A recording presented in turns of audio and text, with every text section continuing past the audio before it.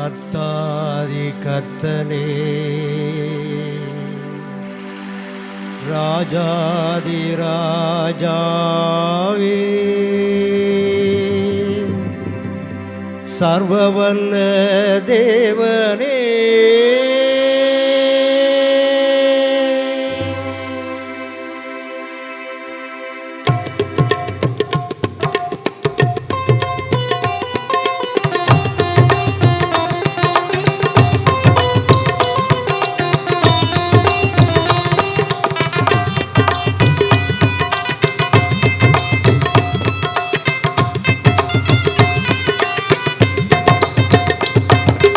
அருள் வேண்டி வந்தோம் ஐயா,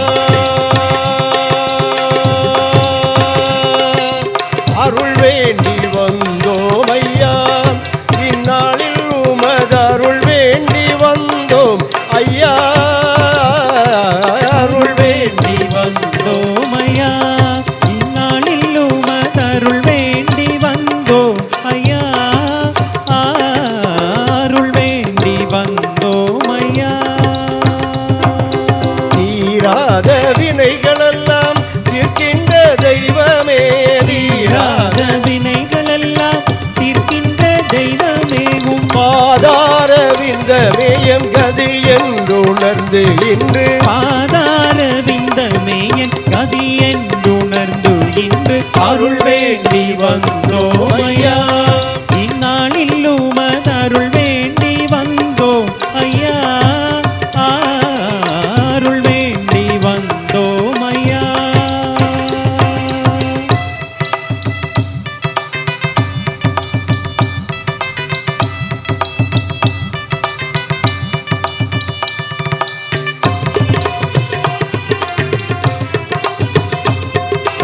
ஆதி அப்போஸ்தலரின் மேல் உம் திவ்ய ஆவி ஜோதியாய் வந்த மரவே, ஆவி அப்போஸ்தலரின் மேல் உம் திவ்ய ஆவி ஜோதியாய் வந்த மனவே, தீதான பாவமெல்லாம் தீயில் எரிந்து போக, தீராத பாவமெல்லாம் தீயில் எரிந்து போக, நாதா நீர் அருள் செய்தீர் அடியேனை ஆட்கொள்ளுமே, நாதா நீர் அருள் செய்வீர் அடியேனை ஆட்கொள்ளுவீர், அருள் வேண்டி வந்தோம் ஐயா, இந்நாளில் உமது அருள் வேண்டி வந்தோம் ஐயா, அருள் வேண்டி வந்தோம் ஐயா. அருள்வாய் ஐயா, சாரி கரித நிரித நிப அருள்வாய் ஐயா,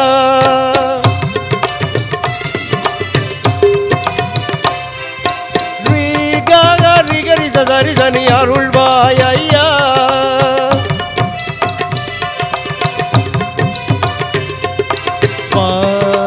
அவனி சரி கரித கரிதனி பரிதனி தனி பகதனி பசனி பகரிதனி கவனிரி அருள் வேண்டி வந்தோம் ஐயா, இந்நாளில் உமது அருள் வேண்டி வந்தோம் ஐயா, அருள் வேண்டி வந்தோம் ஐயா, அருள் வேண்டி வந்தோம் ஐயா, அருள் வேண்டி வந்தோம் ஐயா, அருள் வேண்டி வந்தோம் ஐயா.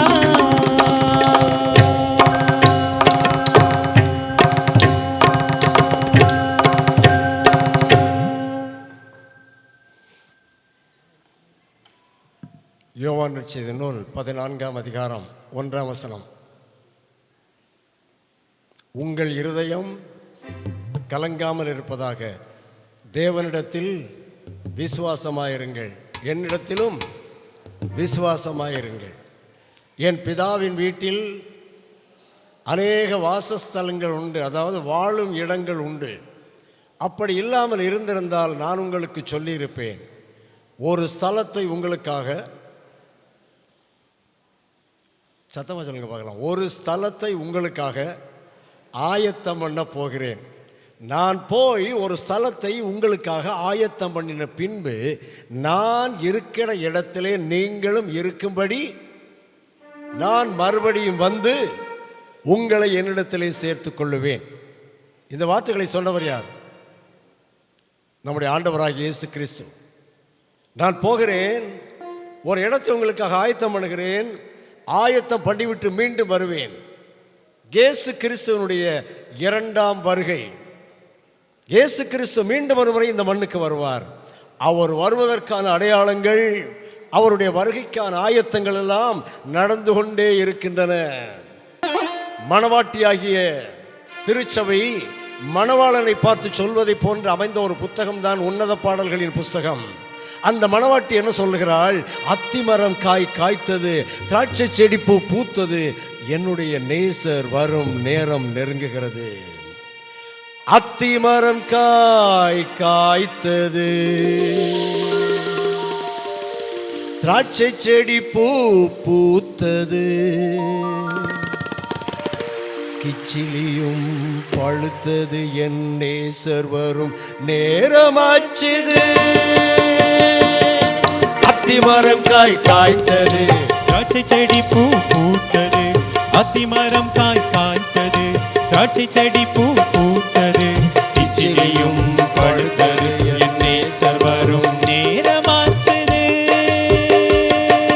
தப்பு தவறு பண்ணாம அவர் சொன்னதொன்னும் மீறாம, தப்பு தவறு பண்ணாம அவர் சொன்னதொன்னும் மீறாம, உத்தமிய நான் இருப்பேன் என்னை பிரியமே என்றழைப்பார். தப்பு தவறு பண்ணாம அவர் சொன்னதொன்னும் மீறாம, தப்பு தவறு பண்ணாம அவர் சொன்னதொன்னும் மீறாம, உத்தமியாய் நான் இருப்பேன் என் பிரியமே என்றழைப்பார். அத்திமரம் காய்த்தது, திராட்சை செடி பூ பூத்தது, அத்திமரம் காய்த்தது, திராட்சை செடி பூ பூத்தது, கிச்சிலியும் பழுத்தது, என் நேசர் வரும் நேரமாச்சுது.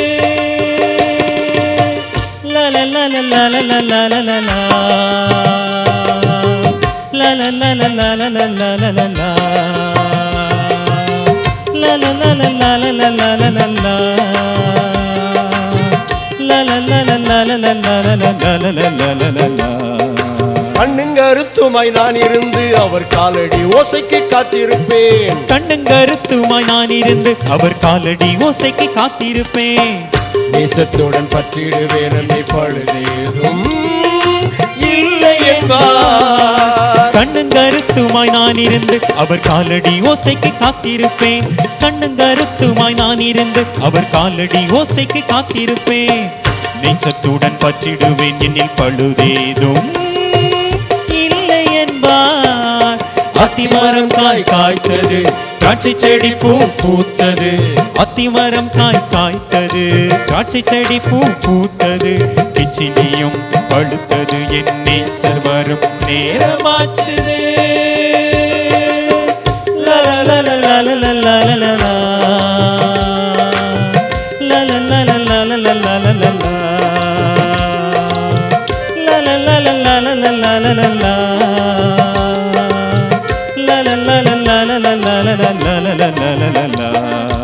எப்போது இயேசு வருவார் என எனதுள்ளம் அவருக்கா எங்கிடுதே.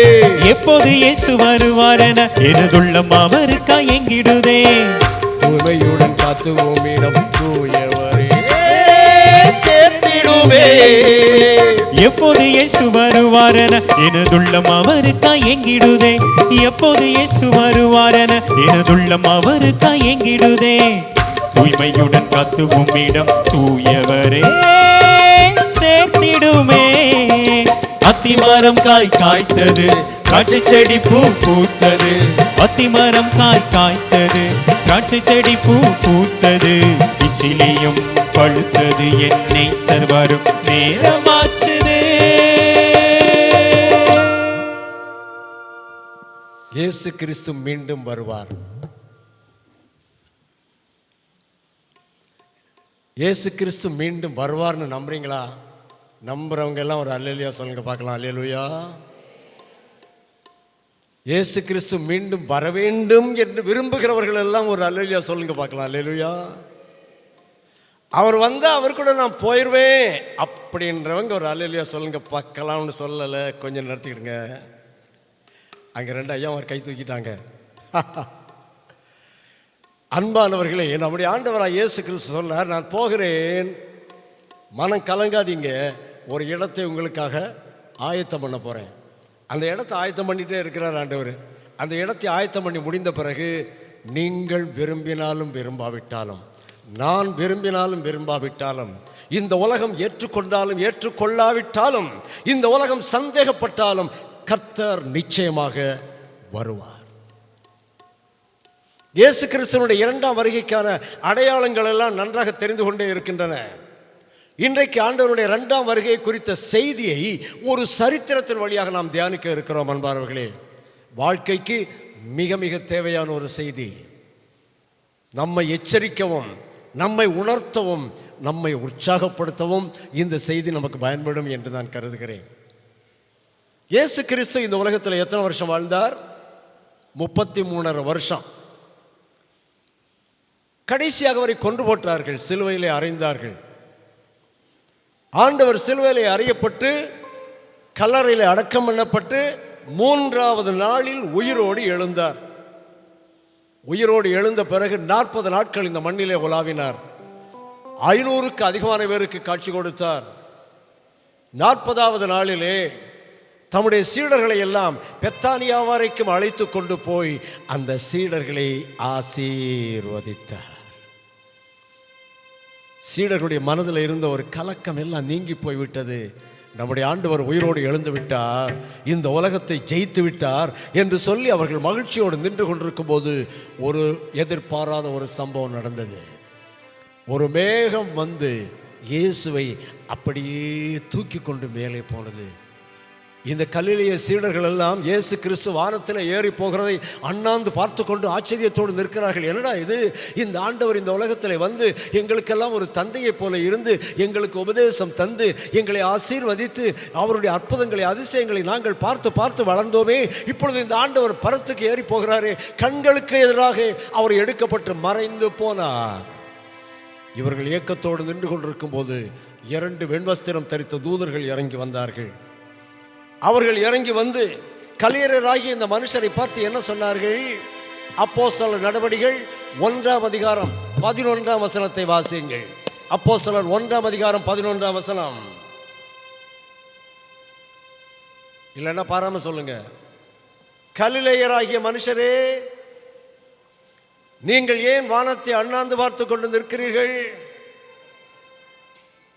உங்களிடத்திலிருந்து வானத்துக்கு எடுத்துக்கொள்ளப்பட்ட இந்த இயேசுவானவர் எப்படி உங்கள் கண்களுக்கு முன்பாக வானத்துக்கு எழுந்தருளி போனாரோ அப்படியே மறுபடியும் வருவார். அண்ணாந்து பார்த்து நிற்கும் கலிலேயரே, எப்படி கண் முன்னால் இயேசுவானம் ஏறி போனாரோ. அண்ணாந்து பார்த்து நிற்கும் கலிலேயரே, எப்படி கண் முன்னால் இயேசுவானம் ஏறி போனாரோ. அப்படியே வருவார், மறுபடி வருவார். அப்படியே வருவார், மறுபடி வருவார். மீண்டும் கண்கள் யாவும் காண மேகத்தோடு போனவர் வருவார். அண்ணாந்து பார்த்து நிற்கும் கலிலேயரே, எப்படி கண் முன்னால் இயேசுவானம் ஏறி போனாரோ. அப்படியே வருவார், மறுபடி வருவார். அப்படியே வருவார், மறுபடி வருவார். மீண்டும் கண்கள் யாவும் காண மேகத்தோடு போனவர் வருவார். அண்ணாந்து பார்த்து நிற்கும் கலிலேயரே. வானத்தை அண்ணாந்து பார்த்து கொண்டு நிற்கிற கலிலேயராகிய மனுஷரே, உங்கள் கண்களுக்கு முன்பாக எப்படி இந்த இயேசு வானத்துக்கு எழுந்தருளி போனாரோ அப்படியே மறுபடியும் வருவார். இயேசு கிறிஸ்துவிடத்தில் ஒருமுறை சீடர்கள் வந்து ஒரு கேள்வியை கேட்டார்கள். ஐயா, உமது வருகைக்கும் இந்த உலகத்தின் முடிவுக்கும் அடையாளம் என்ன? நீங்க திரும்ப வர்றேன்னு சொல்லியிருக்கீங்கல்ல, நீர் எப்போ வருவீங்க? அதற்கான ஏதாவது அடையாளம் சொல்லுங்க பார்க்கலாம். அந்த காலம் எப்படி இருக்கும்? நீங்கள் வருகின்ற காலத்தை நாங்கள் உணர்ந்து கொள்வது எப்படி என்று கேட்ட பொழுது ஆண்டவராக இயேசு கிறிஸ்து அவரிடத்தில் சொன்னது என்ன தெரியுமா? மனுஷகுமாரன் வரும்போது நோவா காலம் நடந்தது போல இயேசுவின் வருகையில் நடக்கும். நோவா காலம் நடந்தது போல இயேசுவின் வருகையில் நடக்கும். லோத்தின் நாளில் நடந்தது போலும் இயேசுவின் வருகையில் நடக்கும். லோத்தின் நாளில் நடந்தது போலும் இயேசுவின் வருகையில் நடக்கும். நோவாவின் காலத்தில் என்ன நடந்தது? உண்பதும் உடுப்பதும் கொடுப்பதும் கொள்வதும் எல்லாம் அன்றாட வாழ்க்கை அப்படியே நடந்து கொண்டிருந்தது சார்.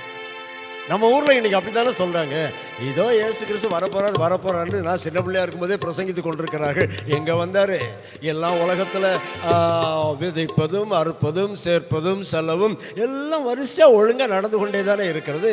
ஒரு வித்தியாசமும் தெரியவில்லையே. நோவா காலத்திலையும் அப்படித்தான் நடந்தது. உண்பதும் உடுப்பதும் கொடுப்பதும் கொள்வதும் வழக்கமாய் உலகினில் நடக்கும். உண்பதும் உடுப்பதும் கொடுப்பதும் கொள்வதும் வழக்கமாய் உலகினில் நடக்கும். விதைப்பதும் அறுப்பதும் சேர்ப்பதும் செலவும் தினம் தினம் அதன் வழி நடக்கும். விதைப்பதும் அறுப்பதும் சேர்ப்பதும் செலவும் தினம் தினம் அதன் வழி நடக்கும். லூக்கா 17ஆம் அதிகாரம் 27ஆம் வசனத்தில் ஆண்டவராக இயேசு கிறிஸ்து சொன்னார், நோவா பேழைக்குள் பிரவேசிக்கும் நாள் வரைக்கும் ஜனங்கள் புசித்தார்கள், குடித்தார்கள், பெண் கொண்டார்கள், கொடுத்தார்கள். ஜலப்பிரளயம் வந்து எல்லாரையும் அழித்து போட்டது. உலகே நிரந்தரம் என்பது போல சுழலும் சக்கர உலகம். உலகமே நிரந்தரம் என்பது போல சுழலும் சக்கர உலகம். திடுமென அந்த நாள் வரும்போது திடுக்கிடும் தலைகள் உயரும். திடுமென அந்த நாள் வரும்போதோ திடுக்கிடும் தலைகள் உயரும். என்னதான் சொன்னாலும் ஆண்டவர் வரப்போறார் சொல்லிட்டே இருந்தாலும் யாருமே அதற்கு செவி கொடுக்க மாட்டார்கள். ஏதோ எருமையின் முதுகில் மழை பெய்வது போல எடுத்துக்கொள்வார்கள். எருமையின் முதுகில் மழை பெய்வது போல் எச்சரிக்கை எவரும் ஏற்கார். எருமையின் முதுகில் மழை பெய்வது போல் எச்சரிப்பை எவரும் ஏற்பார். இச்சை வன்முறை கொடும் செயல்களும் உலகமெங்கிலும் நடக்கும். இச்சை வன்முறை கொடும் செயல்களும் உலகமெங்கிலும் பெருகும். இது உலகத்திலே உள்ள அடையாளம். திருச்சபைகளில் என்ன அடையாளம் நடக்கும்? ஆமா, திருச்சபைகளில் ஒரு அடையாளம் இருக்கிறது. நீயா நானா பார்த்திடலாம் என பதவி சண்டையும் நடக்கும். நீயா நானா பார்த்திடலாம் என பதவி சண்டையும் நடக்கும். திருடனை போன்ற நாள் வரும்போது பதறிடும் மனிதரின் இதயம். திருடனை போன்ற நாள் வரும்போது பதறிடும் மனிதரின் இதயம். இயேசு கிறிஸ்து என்ன சொன்னார்? எப்படி வருவேன்னாரு? திருடனை போல வருவேண்டார். ஞாபகம் இருக்குதா? திருடன் எப்படி வருவான்? உங்கள் வீட்டுக்கு ஒரு திருடன் வரான்னு வைங்க, ஒரு லெட்டர் எழுதி போட்டு வருவானா? வரமாட்டான்ல. ஃபோன் பண்ணி தகவல் சொல்லிவிட்டு வருவானா? வரமாட்டான் அல்லவா? ஆண்டவர் எவ்வளவு அற்புதமான ஒரு உதாரணத்தை எடுத்திருக்கிறார் பாருங்கள். இயேசு கிறிஸ்துவினுடைய வருகை திருடன் வருவதை போல இருக்கும். உலகத்தில் எல்லாம் அப்படியே அன்றாட வாழ்க்கை ஒரு சக்கரம் உருளை மாதிரி உருண்டு கொண்டே இருக்கும். எங்க ஆண்டவர் வரப்போறாரு, எல்லாருக்கும் எச்சரிப்பை யாரும் ஏற்க மாட்டார்கள். சண்டைகள், பதவி சண்டைகள், போட்டிகள், பொறாமைகள், பூசல்கள் இதெல்லாம் பெருகும். கடைசி காலத்தில் இன்னொரு அடையாளம் ஆண்டவர் சொன்னார். சுயநல போங்கும் சுகபோகங்களும் வன்முறை வீம்புகள் பெருகும். சுயநல போங்கும் சுகபோகங்களும் வன்முறை வீம்புகள் பெருகும். எப்படியாயினும் வென்றிடும் வெறியால் அறங்களும் நெறிகளும் அழியும். எப்படியாயினும் வென்றிடும் வெறியால் அறங்களும் நெறிகளும் அழியும். மனுஷர்கள் சுயநலம் உள்ளவர்களாக இருப்பார்கள். தற்பிரியராயும் சுகபோக பிரியராயும் இருப்பார்கள். அதற்கு இன்னொரு வார்த்தை என்ன தெரியுமா? எப்படியாவது ஜெயிக்க வேண்டும் என்கிற எண்ணமுடையவர்களாக இருப்பார்கள். ஜெயிக்கிறது நல்லதானா? நல்லதான். ஆனால் எப்படியாவது ஜெயிக்கிறது நல்லதா? சண்டே ஸ்கூல் எக்ஸாம் வரும்ல, அப்போ ஜெயிக்கணும்னு எல்லாருக்குமே ஆசை தான் இல்லையா? சில சர்ச்சஸில் அது கேடங்கள்லாம் கொடுப்பாங்க, ஃபர்ஸ்ட் ப்ரைஸ் கொடுப்பாங்க, செகண்ட் ப்ரைஸ் கொடுப்பாங்க. அதை வாங்கும்போது ரொம்ப சந்தோஷமாக இருக்கும். அதனால ஜெயிக்கணும், ஜெயிக்க வேண்டும், நல்லதான். அதுக்காக காப்பி அடித்து ஜெயிக்கலாமா? ஜெயிக்கலாமா? அந்த ஜெயத்தை ஆண்டவர் ஏற்றுக்கொள்வாரா? ஏற்றுக்கொள்ள மாட்டார். அன்பானவர்களே,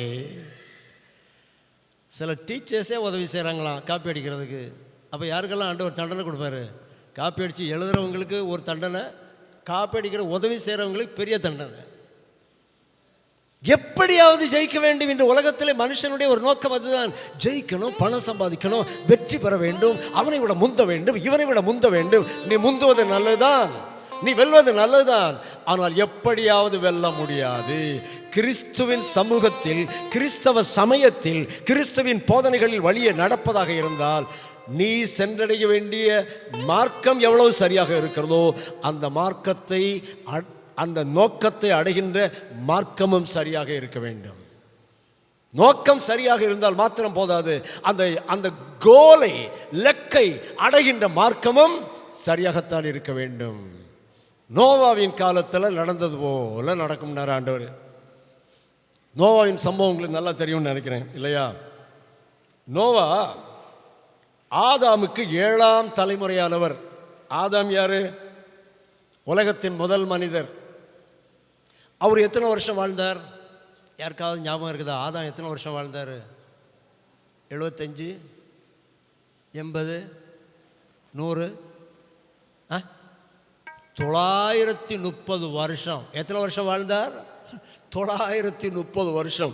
அவருடைய குமாரனாகிய சேத்து அவர் 912 வருஷம் வாழ்ந்தார். அவருடைய குமாரனாகிய ஏனோஸ் அவர் 905 வருஷம் வாழ்ந்தார்.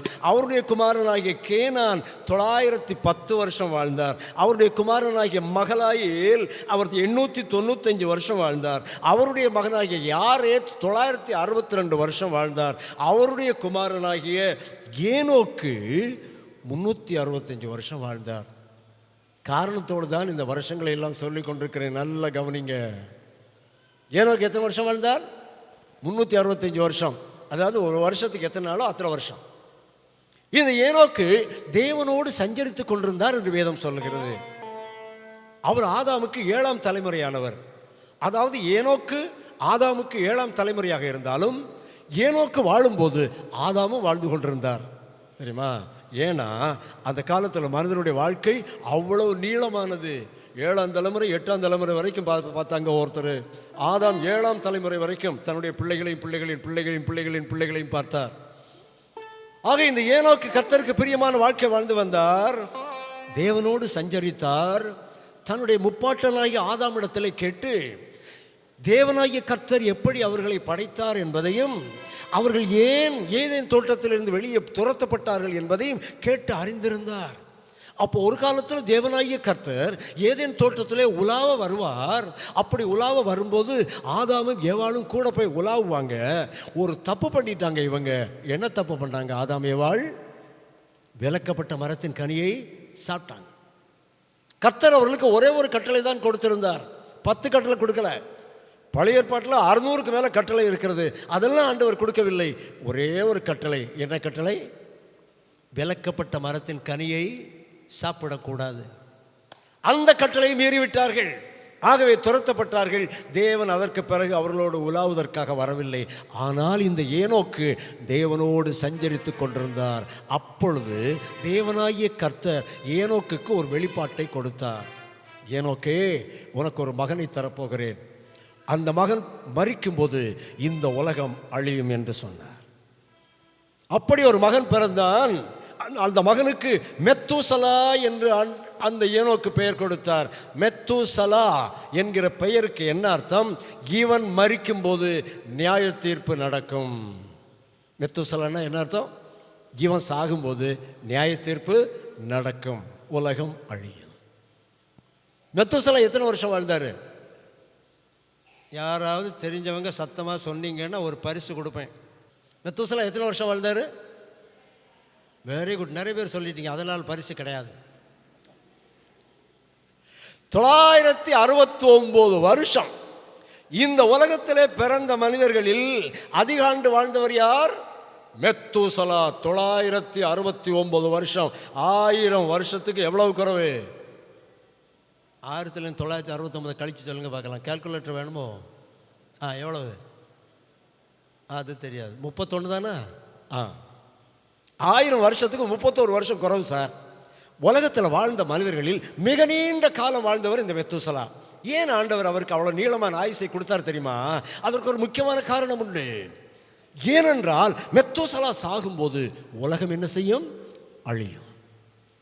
ஆகவே தேவன் நீடிய பொறுமையோடு காத்திருந்தார். இந்த மெத்தூசலாவுக்கு ஒரு மகன் பிறந்தார்.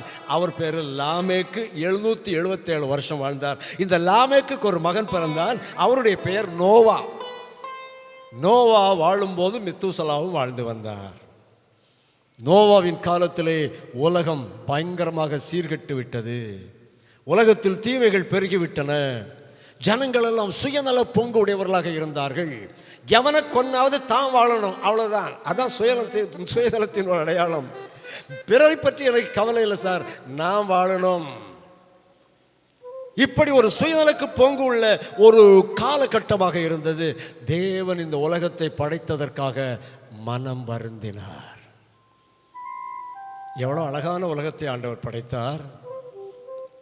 நதிகள், ஓடைகள், நீர்நிலைகள், குருவிகள், பறவைகள், மிருகங்கள், மலைகள், குன்றுகள், மேகங்கள், இவ்வளோ அழகான ஒரு உலகத்தை படைத்து அன்னைக்கு வரும் அந்த உலகத்தில் மழை கூட பெய்யலை.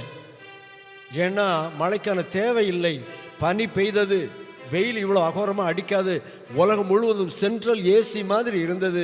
அதனால தான் அவர்கள் 900 வருஷத்துக்கு மேலே வாழ்ந்தார்கள். ஆகவே இந்த உலகத்தில் இனி அழித்து விட வேண்டும், ஜலத்தினால் அழித்து விட வேண்டும் என்று தேவன் தீர்மானித்தார். ஆகவே தேவனாகிய கர்த்தர் ஒரு நாள் நோவாவை அழைத்தார். நோவா அந்த காலத்தில் வாழ்ந்தவர்களில் நீதிமானாக இருந்தார். அவர் இருந்தது மாத்திரமல்ல, அவருடைய குடும்பத்தையும் நல்ல நீதியோடு வளர்த்து வந்தார். நோவாவை பார்த்து ஆண்டவர் சொன்னார், நோவாவே, இந்த உலகத்தை நான் ஒரு முடிவுக்கு கொண்டு வரப் போகிறேன். இந்த உலகத்தின் மனிதர்கள், மிருகங்கள் எல்லாவற்றையும் நான் அழிக்கப் போகின்றேன். உலகம் சீர்கெட்டு விட்டது. ஆனால் இந்த உலகத்திலே உயிரை காக்க வேண்டும், மனித உயிர்களை காக்க வேண்டும், மிருக ஜீவன்கள், பறவைகளை காக்க வேண்டும். ஆகவே அதற்கான ஒரு ஏற்பாடு நீ செய்ய வேண்டும் என்று சொல்லி ஒரு பேழையை செய் என்று சொன்னார். அந்த பேழைக்கு நீளம் எவ்வளவு தெரியுமா? 300 முழம் 450 அடி, அகலம் 50 முழம் 75 அடி, உயரம் 30 முழம் 45 அடி. இந்த ஆலயத்தினுடைய நீளம் எவ்வளவு இருக்கும்? ஒரு 65-70 அடி இருக்குமா? நல்லா போனால் 90 அடி இருக்கலாம். அப்போ அந்த பேழை இதை விட எவ்வளோ நீளம் அதிகம் நீங்களே யோசிச்சு பாருங்கள். 450 அடி நீளம், 3 அடுக்கு உயரம், கொப்பேர் மரத்தினால செய்யும்படி சொன்னார். அந்த பேழையினுடைய கொள்ளளவு எவ்வளோன்னு தெரியுமா? அதனுடைய கொள்ளளவை கணக்கிட்டா இப்போ இருக்கிற ரயில் பெட்டி 150 ரயில் பெட்டியில் எவ்வளோ கொள்ளுமோ அவ்வளோ கொள்ளும். ரயிலில் ஏறியிருக்கீங்கள்ல, ரயில் பெட்டி ஒரு பெட்டியில் எவ்வளோ பேர் இருக்கலாம்? ஸ்லீப்பர் கோச்சில் 72 பேர் 74 பேர் உட்காரலாம், படுக்கலாம். ஜன்னல் கம்பார்ட்மெண்ட்டில் பார்த்தீங்கன்னா அங்கே ஒரு 100-150 பேர் வரைக்கும் ஏறி இருப்பாங்க. நெருக்கி அடித்து ஏறிடுவாங்க. அவ்வளோ பெரிய பெட்டியினுடைய கொள்ளளவில் 150 பெட்டியினுடைய கொள்ளளவு உடையது. அப்படி ஒரு பேழை ஆண்டவர் செய்யும்படி சொன்னார். கட்டாந்தரையில் செய், மழையினால் இந்த உலகத்தை அழிப்பேன் என்று சொன்னார்.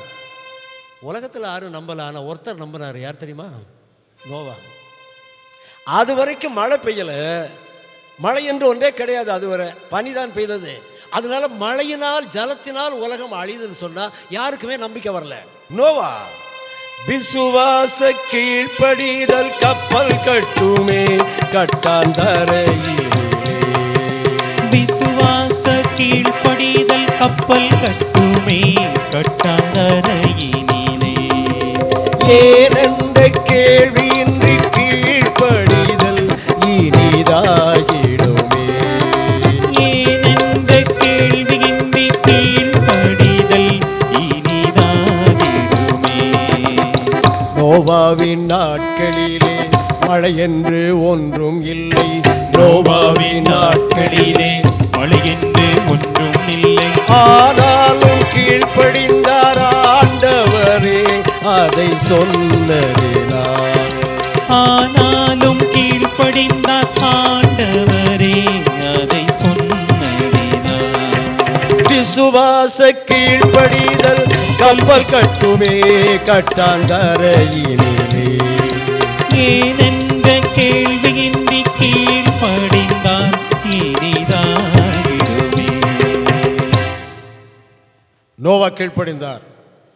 தேவன் மழை வரும் என்று சொன்னார், ஜலத்தினால் உலகம் அழியும் என்று சொன்னார். அதை நோவா நம்பினார். ஐயா,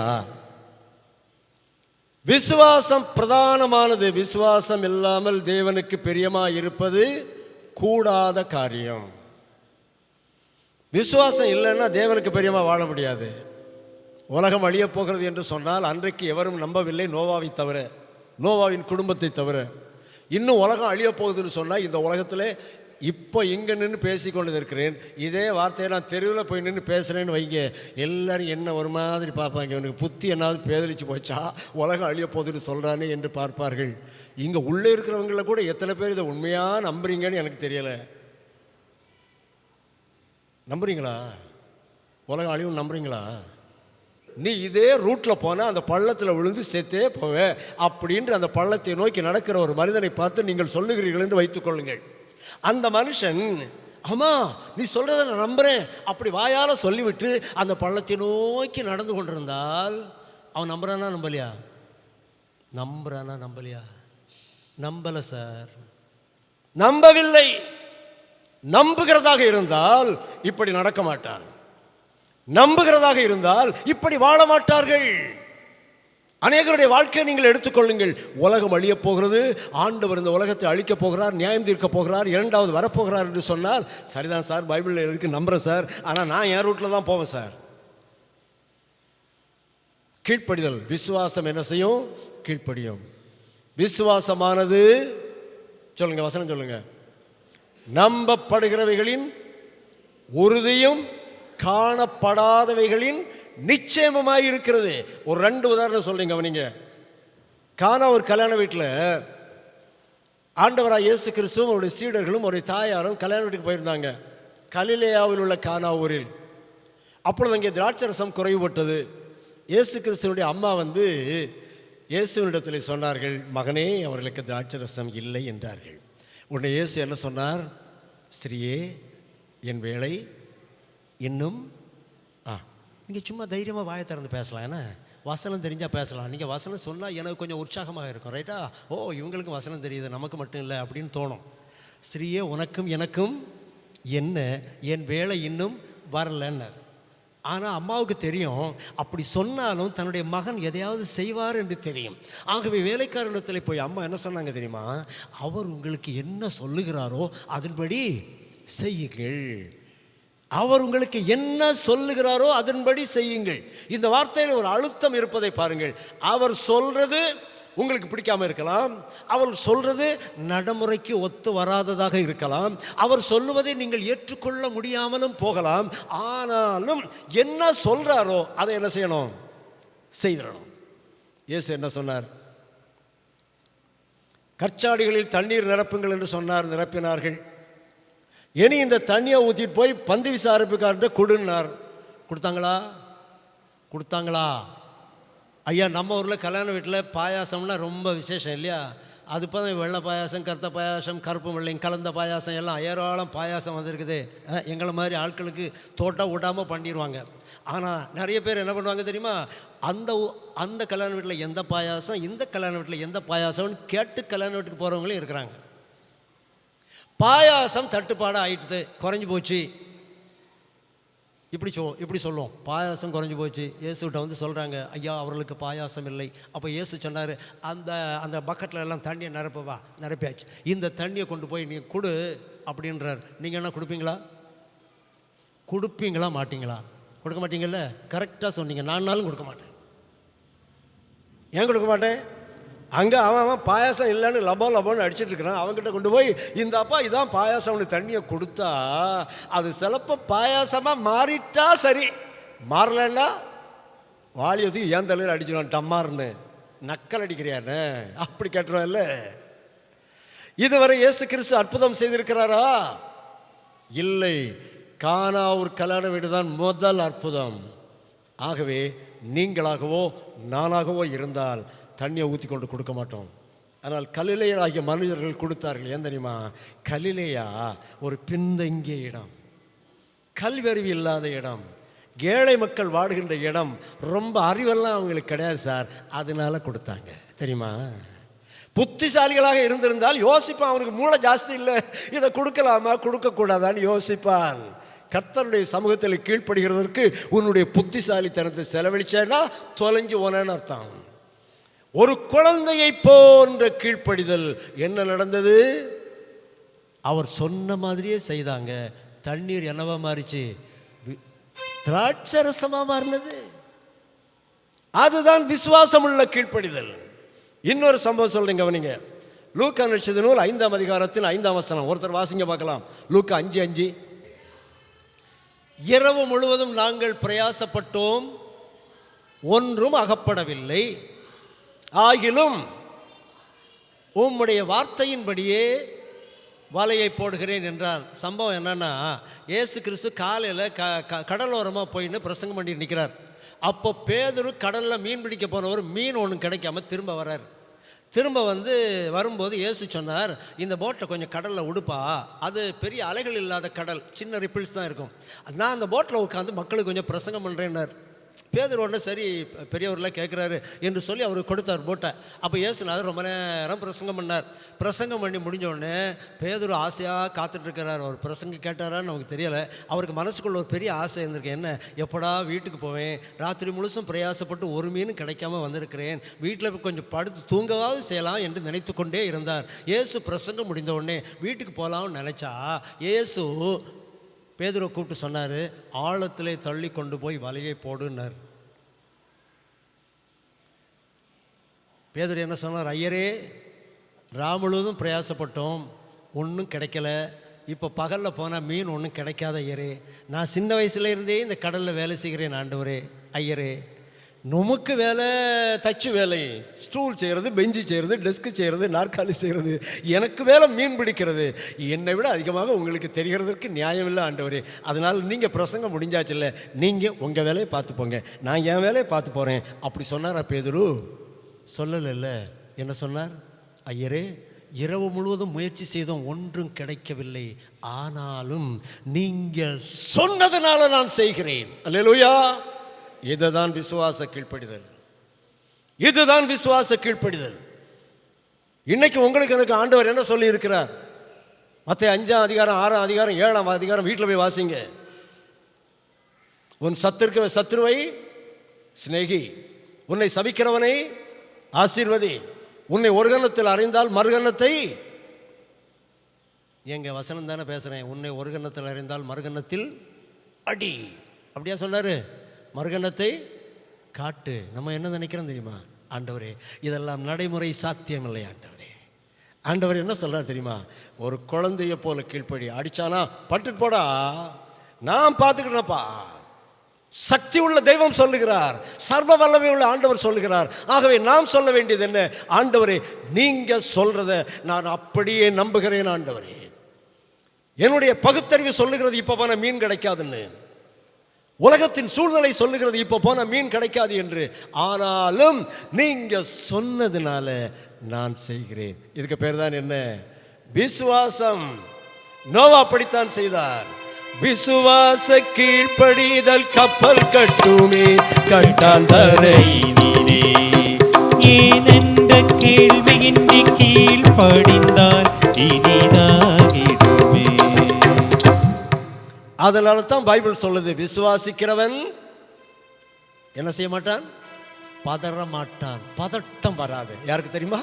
விசுவாசிக்கிறவனுக்கு. ஏன் தெரியுமா? நான் ஆண்டவர் சொல்லுகிறபடி செய்தேன், ஆண்டவருடைய வார்த்தையை நம்பி நான் வாழுகின்றேன், நான் பதட்டப்பட வேண்டிய தேவையில்லை. ரொம்ப அழகான ஒரு பாடல் உண்டு, எல்லாருக்கும் தெரிஞ்ச பாட்டு. பாடலாமா? விசுவாசியே நீ கலங்காதே, விசுவாசியே நீ பதறாதே, விசுவாசியே நீ பதறாதே, விசுவாசியே நீ கலங்காதே, விசுவாசத்தால் நீதிமான் இன்றும் என்றும் பிழைப்பான், விசுவாசத்தால் நீதிமான்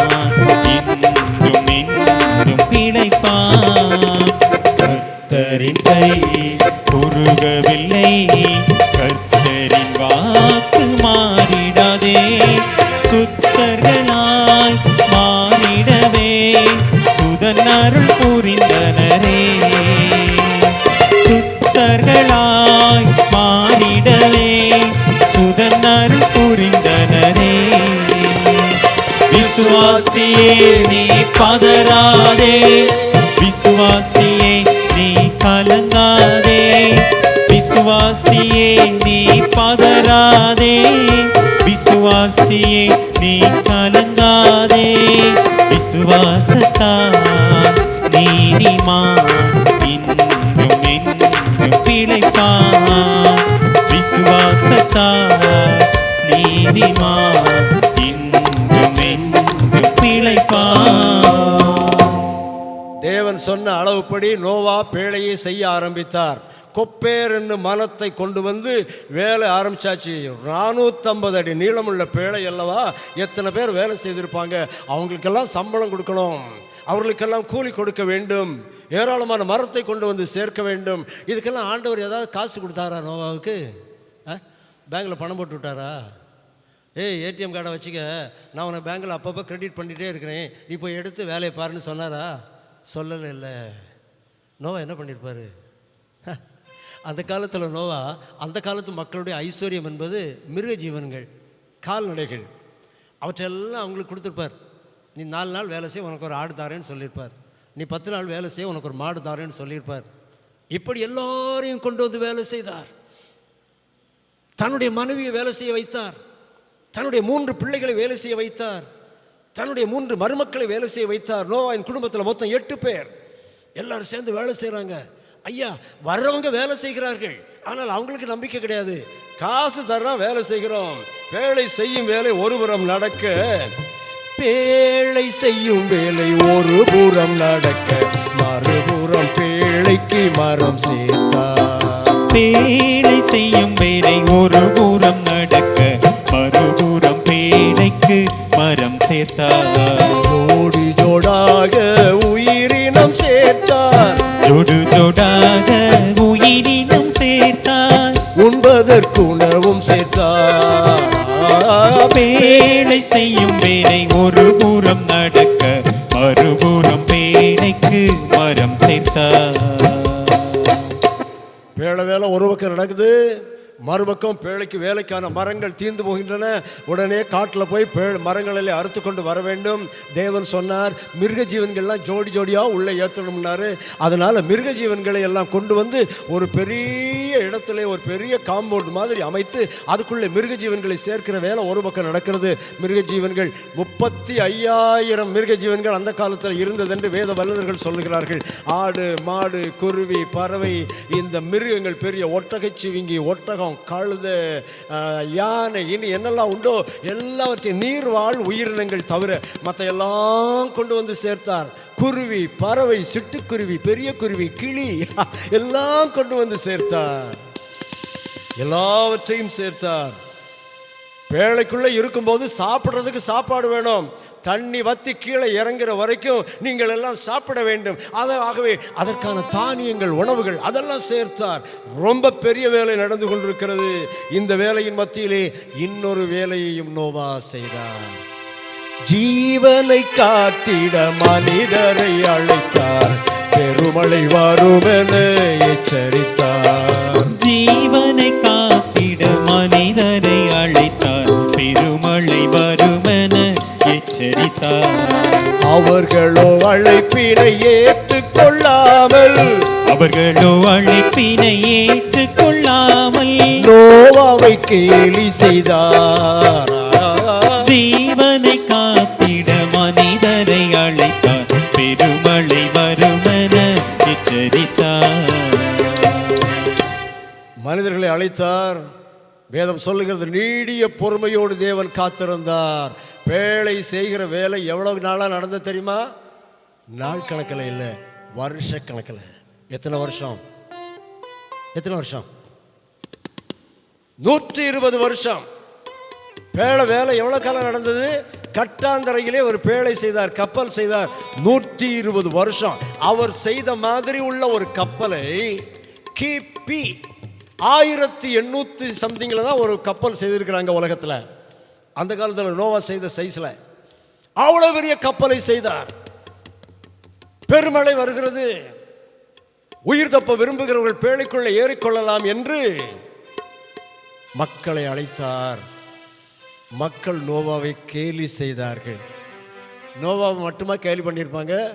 நோவாவின் பிள்ளைகளை கூட்டு பேசியிருப்பாங்க. இல்லை, டேய் உங்கள் அப்பனுக்கு என்ன தலைக்கு வெளியெல்லாம் போச்சா, உள்ள சொத்தை எல்லாம் விற்று விற்று பேழை செய்கிறான்ப்பா, மழை பெய்ய போகுதான், உலகம் அழிய போகுதான், எல்லாரும் வந்து ஏறிக்கிடுங்கன்றாரு, வேலையே இல்லாமல் எல்லா மிருக ஜீவன்களையும் அடைச்சி போட்டு சாப்பாடு போடுறாரு, கடவுள் சொன்னாராம் இவருக்கு என்று கேலி செய்திருக்க மாட்டார்களா? கிண்டல் அடித்திருக்க மாட்டார்களா? நக்கல் செய்திருக்க மாட்டார்களா? நிச்சயமாக செய்திருப்பார்கள். நிச்சயமாக பண்ணியிருப்பாங்க. எல்லா வேலையும் ஏறக்குறைய முடிஞ்சுட்டு உயிரினங்கள்லாம் சேர்த்தாச்சு, எல்லாம் ஜோடி ஜோடியாக கொண்டு வந்தாச்சு. இப்போ திடீர்னு ஒரு நாள் மெத்துசலாம் மரணம் அடைந்தார். மெத்துசலான்னா என்ன அர்த்தம்? மெத்துசலான்ற பேருக்கு என்ன அர்த்தம்? இவன் மரிக்கும்போது நியாய தீர்ப்பு நடக்கும், அதான் அந்த பேரின் பொருள். மெத்துசலா மரணம் அடைந்தார். தேவனாகிய கர்த்தர் நோவாவை அழைத்தார். இன்னும் 7 நாள் தான் உண்டு. 7 நாள். இந்த 7 நாளைக்குள்ள பேழையில் எல்லாவற்றையும் ஏற்றிக்கொள், ஜனங்களை கூப்பிடு, வரவன் வரட்டும். உடனே நோவா ஒரு பெரிய படிக்கட்டு செய்து அந்த படிக்கட்டின் வழியாக மிருக ஜீவன்களை எல்லாம் உள்ளே ஏற்றினார், தானியங்களை எல்லாம் உள்ளே கொண்டு போனார். ஜனங்களை வைத்துத்தான் இந்த வேலைகளை எல்லாம் செய்தார். 7 நாட்களாக பேழைக்கு உள்ளே மிருகங்கள் பறவைகள் உணவினையும். 7 நாட்களாக பேழைக்கு உள்ளே மிருகங்கள் பறவைகள் உணவினையும். 7 நாட்களாக பேழைக்குள்ளே மிருகங்கள் பறவைகள் உணவு எல்லாம் கொண்டு வந்து ஏற்றிட்டே இருக்கிறாரு. அந்த பேழைக்கு நீளமாக ஒரு ஜன்னல் வச்சிருந்தார், மேல் மட்டத்தில் இருந்து கீழே. அந்த பேழைகளை ஒரே ஒரு வாசல் இருந்தது. எல்லாம் கர்த்தர் கொடுத்த டிசைன் படியே அவர் செய்திருந்தார். 7 நாட்களாக பேழைக்கு உள்ளே மிருகங்கள் பறவைகள் உணவினையும். 7 நாட்களாக பேழைக்கு உள்ளே மிருகங்கள் பறவைகள் உணவினையும் சேர்த்து விட்டு நோவா காத்து கொண்டிருந்தார். சேர்த்து விட்டு நோவா காத்து கொண்டிருந்தார். எவருமே வரவில்லை. 7 நாட்களாக பேழைக்கு உள்ளே மிருகங்கள் பறவைகள் உணவினையும்.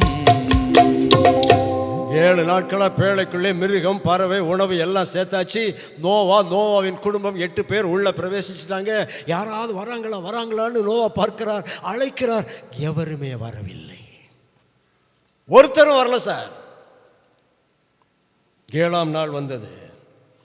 8 பேர் மட்டும் நோவாவின் குடும்பம் வாசலண்டையிலே காத்து கொண்டே நிற்கிறார்கள். ஒருவேளை நோவாவின் பிள்ளைகள் கூட நினைச்சிருக்கலாம் இல்லையா, அப்பா ஆண்டவர் சொன்னார்னு சொல்லி நீங்கள் பேழை கட்டுறீங்கப்பா, இந்த பேழையை நம்ம எல்லாம் உள்ளே ஏறி ஒருவேளை மழை வரலன்னா, ஒருவேளை மழை வராமற் போனால் நம்ம எல்லாம் வெளியே இறங்கி வந்து என்ன கேவலப்படுவோம் இல்லையாப்பா. அப்பா என்ன சொல்லியிருப்பார் பிள்ளைங்கள்ட்ட? மகனே, தேவன் சொன்னால் அதை செய்வார். அவர் சொன்ன சொல் மாற மாட்டார். அவரை நம்பு, நான் நம்புகிறேன், நீயும் நம்பு. 8 பேர் மட்டுமே நோவாவின் குடும்பம், மற்றவர் தூரத்தில் பார்த்து நின்றார். 8 பேர் மட்டுமே நோவாவின் குடும்பம், மற்றவர் தூரத்தில் பார்த்து நின்றார். 8 பேர் நோவாவின் குடும்பம், மற்றவர்களாம் தூரத்தில் பார்த்து கொண்டிருக்கிறார்கள். 8 பேர் மட்டுமே நோவாவின் குடும்பம், மற்றவர் தூரத்தில் பார்த்து நின்றார். அப்பொழுது கர்த்தர் வந்தார். பேழையின் கதவை கர்த்தர் அடைத்தார். பேழையின் கதவை கர்த்தர் அடைத்தார். பெருமழை தொடங்கியது. தேவனாகிய கர்த்தர் வந்து பேழையின் கதவை அடைத்தார். 8 பேரை உள்ளே விட்டு தேவனே பேழையின் கதவை அடைத்தார். உடனே என்ன தொடங்குச்சு? மழை ஆரம்பமாச்சு. மழை எப்படி ஆரம்பமாகும்? அப்படி சின்ன சின்ன சொட்டா விழும் இல்லை, அந்த மாதிரி விழுது மழையெல்லாம். மக்கள் பார்க்கிறார்கள், அடா இந்த கையில் ஒரு சொட்டு விழுது, இந்த கையில் ஒரு சொட்டு விழுது, என்ன மாதிரி மொட்டைத்தலை கேஸுக்கு தலையில் ஒரு சொட்டு விழுது, அடா எல்லாரும் பார்த்துருப்பாங்க. புதுசாக இருக்குது, புதுசாக இருக்குது, மழை பெய்யுது.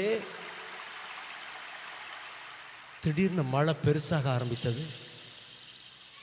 வானத்திலிருந்து குடமாக தண்ணி ஊற்றுறதுன்னு சொல்லுவாங்க, அந்த மாதிரி குடமாக தண்ணி ஊற்ற ஆரம்பிச்சாச்சு. ஆழத்தின் ஊற்றுக்கண்கள் எல்லாம் திறவுண்டன, தண்ணி பெருக ஆரம்பிச்சுட்டு இதுவரைக்கும் வேடிக்கை பார்த்து கொண்டு நின்றவர்கள் வீட்டுக்குள்ளே நுழைந்தார்கள்.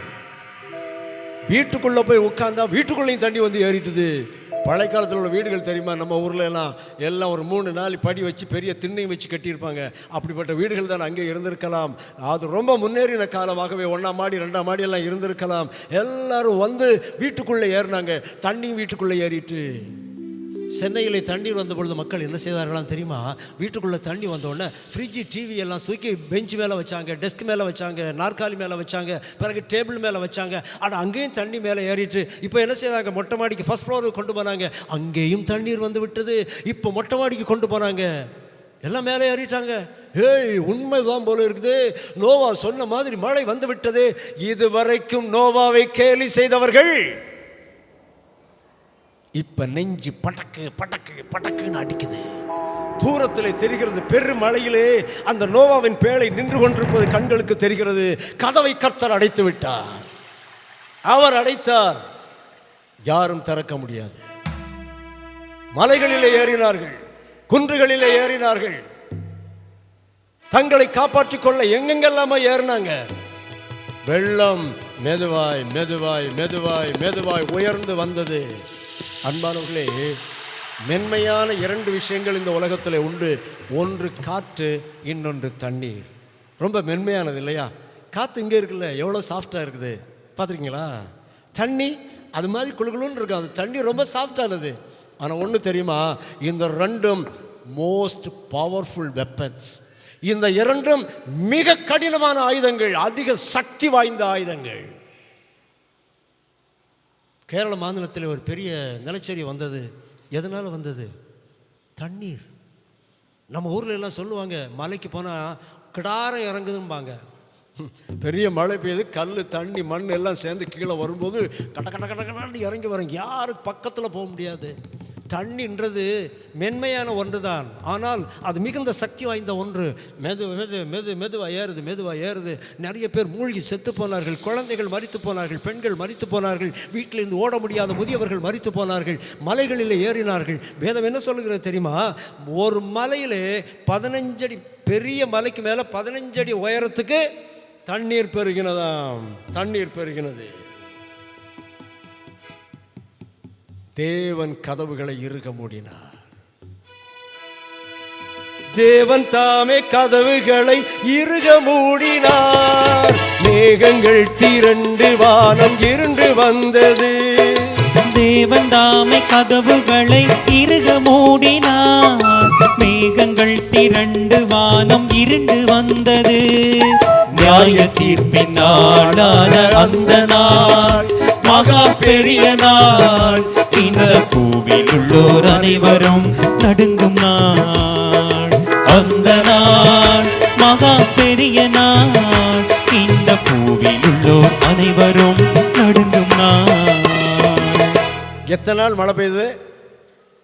எத்தனை நாள் தூங்கிட்டீங்களா? எத்தனை நாள் மழை பெய்யுது? 40 நாள் ராப்பகலாய் மாபெரும் மழை. ஊற்று நீரும் புரண்டு வந்து பிரளயமானது. 40 நாள் ராப்பகலாய் மாபெரும் மழை. ஊற்று நீரும் பிரளயமாய் புரண்டு வந்தது.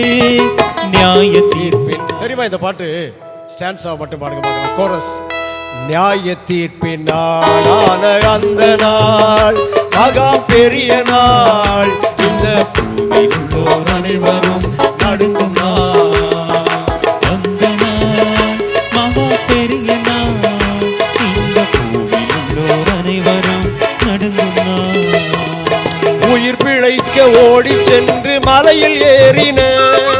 வெள்ளம் அங்கும் ஏறி வந்து மூழ்கடித்தது. உயிர் பிழைக்க ஓடி சென்று மலையில் ஏறினார். வெள்ளம் அங்கும் ஏறி வந்து மூழ்கடித்தது. நியாய தீர்ப்பினாளான அந்த நாள் மகா பெரிய நாள். இந்த பூவில் உள்ளோர் அனைவரும் நடுங்கும் நாள். அந்த நாள் மகா பெரிய நாள். இந்த பூவில் உள்ளோர் அனைவரும் நடுங்கும் நாள். மூச்சு திணறி மனிதர் எல்லாம் மறிக்கும் காட்சியும், மரித்த மனித உடல்கள் எல்லாம் மிதக்கும் காட்சியும்.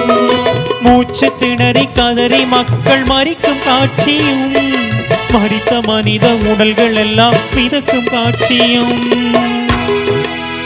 நியாய தீர்ப்பின் நாளான அந்த நாள் மகா பெரிய நாள். இந்த பூவில் உள்ளோர் அனைவரும் நடுங்கும் நாள். கொஞ்சம் யோசித்து பாருங்க, ஏன் இவர்கள் பேழைக்குள்ளே ஏறவில்லை? ஏன் ஏறல? நம்பலை. ஏன் நம்பலை? பெரும்பான்மை பலத்தை நம்பினார்கள். வெறும் 8 பேர் தான் உள்ள போறாங்க சார். வெறும் 8 பேர் பேழைக்குள்ளே செல்லுகிறார்கள். பேழைக்குள்ளே போகாமல் நாங்கள் எத்தனை பேர் இருக்கிறோம்? 8 லட்சம் பேர் இருக்கிறோம். பெரும்பான்மை மக்கள். பெரும்பான்மை பலம் ஒரு மனிதனை நியாய தீர்ப்புக்கு தப்புவிக்காது. சில வேளைகளில் கர்த்தர் நியாயம் தீர்ப்பார் தெரியுமான்னு கேட்டால், இதை மாதிரி எல்லாரும் இப்படித்தான் ஜீவிக்கிறான் சார், எல்லாருக்கும் என்ன வருதோ அதுவும் எனக்கு வரட்டும்பாங்க. எல்லாருக்கும் என்ன வருதோ அதுவும் எனக்கு வரட்டும்பாங்க. எல்லாருக்கும் வர்றது உனக்கு வரும்போது தான் உனக்கு தெரியும். அவரவர் பாரத்தை, அவரவர் நோவை, அவரவர் கஷ்டத்தை அவரவர் தான் சகிக்க வேண்டும். உங்களுடைய பாரத்தை, உங்களுடைய நோவை வேற யாரும் ஷேர் பண்ண மாட்டாங்க, வேற யாரும் சகிக்க முடியாது. நரகத்தில் போனால் தனியாக தான் வேகணும், தனியாக தான் வேகணும். நம்முடைய வேக்காட்டை வேற யாரும் தாங்கிக் கொள்ள மாட்டார்கள். நம்முடைய வேதனை யாருக்கும் பங்கு போட்டு கொடுக்க முடியாது. அன்பானவர்களே, பெரும்பான்மை பலம் பல வேளைகளில் நம்மை ஆபத்திலே கொண்டு போய் விட்டுவிடும். இங்கு அப்படித்தான் நடந்தது. மத்தேயு நற்செய்தி நூல் 7ஆம் அதிகாரத்தில் ஆண்டவராக இயேசு கிறிஸ்து சொன்னார். மத்தேயு 7:14 வாசிங்க. ஜீவனுக்கு போகிற வாசல் இடுக்கமும் வழி நெருக்கமுமாய் இருக்கும், அதன் வழியாய் பிரவேசிக்கிறவர்கள். வாசிங்க, ஒருத்தர் சத்தமாக வாசிங்க, நீங்களே வாசித்தா தான் நல்லா இருக்கும். மத்தேயு 7:14. ஜீவனுக்கு போகிற வாசல் இடுக்கமும் வழி நெருக்கமுமானது, அதை கண்டுபிடிக்கிறவர்கள் சிலர். அதுக்கு முந்தின வசனம், அதுக்கு முந்தின வசனம் ரைட், 15ஆம் வசனம், 13 மொத்தத்தையும் வாசிங்களேன். ஜீவனுக்கு போகிற வாசல் இடுக்கமும் வழி நெருக்கமாக இருக்கிறது, அதை கண்டுபிடிக்கிறவர்கள் சிலர். மரணத்துக்கு போகிற வாசல் விரிவும் வழி விசாலமாக இருக்கிறது. ஐயா, அதிகமான பேர் நரகத்துக்கு போவாங்களா? அதிகமான பேர் பரலோகத்துக்கு போவாங்களா? பைபிள் என்ன சொல்லுது? அதிகமான பேர் நரகத்துக்கு போவாங்க. காரணம் என்ன? அதிகமான பேர் அப்படி வாழுகிறார்கள். பெரும்பான்மை பலம் நம்மை தப்புவிக்காத நியாய தீர்ப்பின் நாளிலே. தேவன் இரக்கமுள்ளவர் தான், தேவன் அன்புள்ளவர் தான், இயேசு இரக்கமுள்ளவர் தான், இயேசு அன்புள்ளவர் தான். ஆனால் அவர் நியாயாதிபதியாக வரும்போது இரக்கம் அங்கே நிற்காது. அவர் நியாயம் தீர்க்கிற தேவனாக வருவார். இவர்கள் கதறி கதறி மடிந்து போனார்கள். அன்பானவர்களே, கேட்டுக்கு போகிற வாசலிலே போய், விரிவும் விசாலமுமான வழியிலே போய் தங்களை கெடுத்து கொண்டார்கள். கதவு அடைக்கப்பட்டு விட்டது. இதே மாதிரி இரக்கமற்ற ஒரு கதவடைப்பு வரும்னு ஆண்டவராக இயேசு கிறிஸ்து சொன்னார். 10 கன்னிகைகள் ஊமை நமக்கு தெரியும்ல. மணவாளனுடைய வருகைக்காக 10 கன்னிகைகள் காத்திருந்தார்கள். அப்போது மணவாளன் வர்றதுக்கு லேட் ஆச்சு. 10 பேருமே தூங்கிட்டாங்க. திடீர்னு மணவாளன் வர்றாருன்னு சத்தம் கேட்டது. மணவாளன் எப்படி வருவாராம்? திருடனை போல வருவார் இல்லையா? திடீர்னு இருந்தால் வராருன்னு சத்தம் கேட்டது. 10 பேருமே விழித்து கொண்டார்கள். தீவட்டிகளை கொளுத்தணுமே, தீவட்டியை கொளுத்த ஆரம்பித்தா 5 பேருக்கு எண்ணெய் இருக்குது, 5 பேருக்கு எண்ணெய் இல்லை. எண்ணெய் இருந்த 5 பேர் மணவாளனோடு மண்டபத்துக்குள்ளே சென்றார்கள். எண்ணெய் இல்லாத 5 பேர் ஓடி போனாங்க எண்ணெய் வாங்குவதற்காக.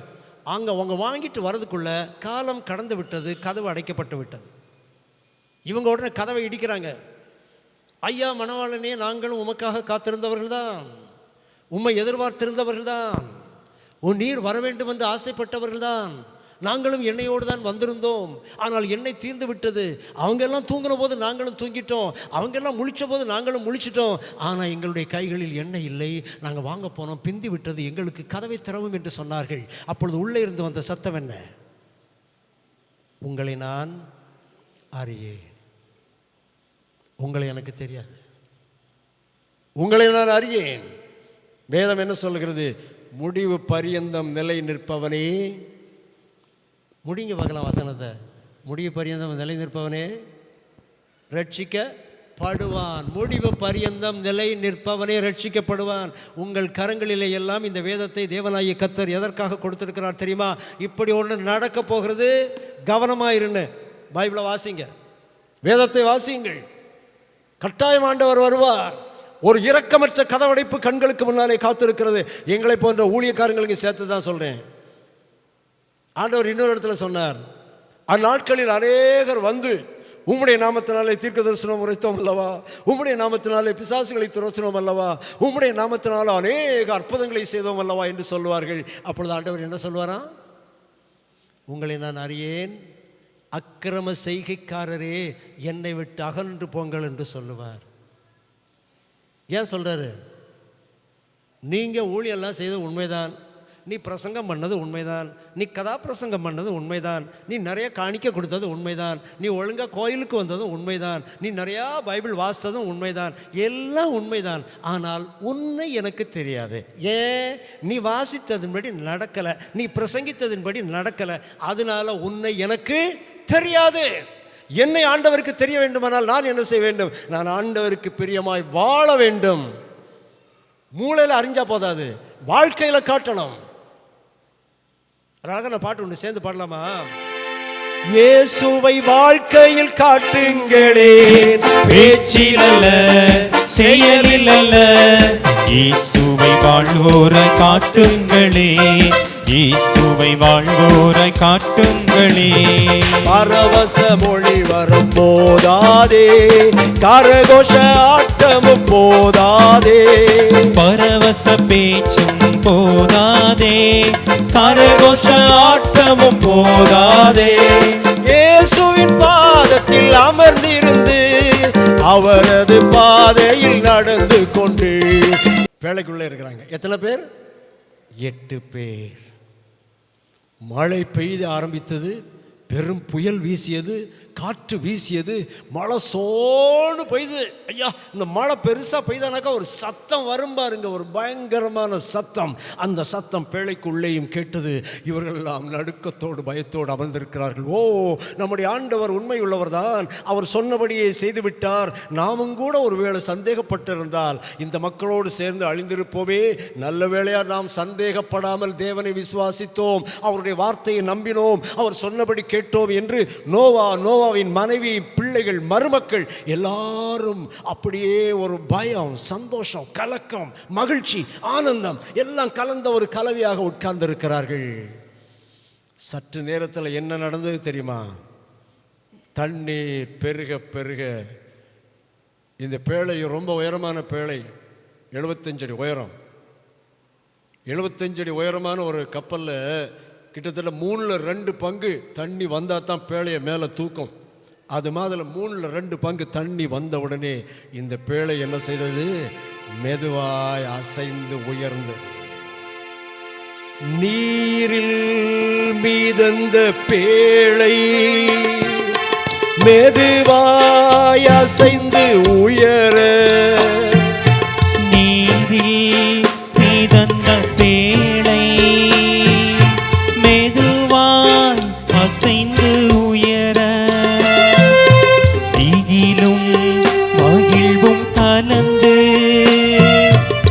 உணர்ந்தார் நோவா குடும்பம் திகிலும் மகிழ்வும் கலந்து உணர்ந்தார் நோவா குடும்பம் தேவனே தேவனே தேவனே பெரியவர் தேவனே தேவனே தேவனே பெரியவர் யானை சிங்கம் புலியும் ஆடு மாடு பூனை யானை சிங்கம் புலியும் ஆடு மாடு பறவை எல்லா உயிரும் பேழை உள்ளே அடங்கியிருந்தார் எல்லா உயிரும் பேழை உள்ளே அடங்கியிருந்தார் தேவனே தேவனே தேவனே பெரியவர் தேவனே தேவனே தேவனே பெரியவர் 4-10 நாட்கள் மழையால் எழுந்த பேழை 4-10 நாட்கள் மழையால் எழுந்த பேழை மேலும் மேலும் தவழ்ந்து எங்கோ தவழ்ந்து போகிறது மேலும் மேலும் உயர்ந்து எங்கோ தவழ்ந்து போகிறது தேவனே தேவனே தேவனே பெரியவர் தேவனே தேவனே தேவனே பெரியவர் கர்த்தரை நம்புகிறவர்கள் வெட்கப்பட மாட்டார்கள். இழி சொற்கள், கேவலமான பேச்சுக்கள், கிண்டல் நக்கல் எல்லாத்தையும் கேட்டுட்டு அமைதியாக உட்கார்ந்துருந்தாங்க பாருங்க, அவர்கள் தப்பி கொண்டார்கள். ஒரு பாட்டு, ஒரு ரொம்ப அழகான பாட்டு ஒன்று சேர்ந்து பாடலாமா? கர்த்தர் மேல் பாரத்தை வைத்து விடு, கலங்கி தவிக்காதே, அவரே நம்மை ஆதரிப்பார், அதிசயம் செய்வார். கர்த்தர் மேல் பாரத்தை வைத்து விடு, கலங்கி தவிக்காதே, அவரே நம்மை ஆதரிப்பார், அதிசயம் செய்வார். நீதிமான் தள்ளாட விடமாட்டார், நித்தமும் காத்து நடத்திடுவார். நீதிமான் தள்ளாட விடமாட்டார், நித்தமும் காத்து நடத்திடுவார். கர்த்தர் மேல் பாரத்தை வைத்து விடு, கலங்கி தவிக்காதே, அவரை நம்மை ஆதரிப்பார், அதிசயம் செய்வார். இந்த கப்பல் தண்ணியில் நகர்ந்து நகர்ந்து நகர்ந்து நகர்ந்து எங்கேயோ போகிறது. அன்பானவர்களே, நோவாவின் கால இந்த சம்பவம் உண்மைதானா? இது விஞ்ஞான ரீதியாக நிரூபிக்கப்பட்டிருக்கிறதா? வரலாற்றில் இதற்கு ஏதாவது சான்றுகள் இருக்கின்றனவா என்ற கேள்வியை நீங்கள் கேட்டால், முதலாவது நான் சொல்வது என்ன தெரியுமா? இந்த பைபிளில் இருக்கிறத நான் அப்படியே 100க்கு 100 நம்புகிறேன். அது முதல் பாயிண்ட். இரண்டாவதாக, நோவாவின் கால சம்பவத்தை குறித்து உலகம் ஜலத்தினால் அழிந்ததை குறித்த கதைகள் 46 நாடுகளிலே இருக்கின்றன. இன்னொன்று, உலகின் மிக உயரமான மலைச்சிகரங்களில் நீர்வாழ் உயிரினங்களின் படிமங்கள் இருக்கின்றன. இந்தியாவில் இருக்கிற மிக உயர்ந்த சிகரம் யாது? எவரெஸ்ட் சிகரம். எவரெஸ்ட் சிகரத்திலையும் கடல்வாழ் உயிரினங்களின் படிமங்கள், எலும்புக்கூடுகள் இருக்கின்றன. எப்படி அங்கே போச்சு இதெல்லாம்? எப்படி அங்கே போச்சுது? எனக்கு யூடியூப் சேனலில் நான் இதை போட்டிருந்தேன் இந்த செய்தியை. அப்போ ஒருத்தர் அது வேறு ஏதோ ஒரு சயின்டிஃபிக் ரீசன் சார் அப்படின்னு அதுக்கு ஆர்கியூமெண்ட் பண்ணியிருந்தார். ஆர்கியூமெண்ட் நீங்கள் பண்ணலாம். உலகத்தில் உள்ள எல்லா மலைகளின் மேலும் நீர்வாழ் உயிரினங்களின் படிமங்கள் அந்த பனிப்பாறைகளுக்கு இடையில் இருக்கின்றன என்றால் எப்படி போனது? இப்படித்தான் போனது.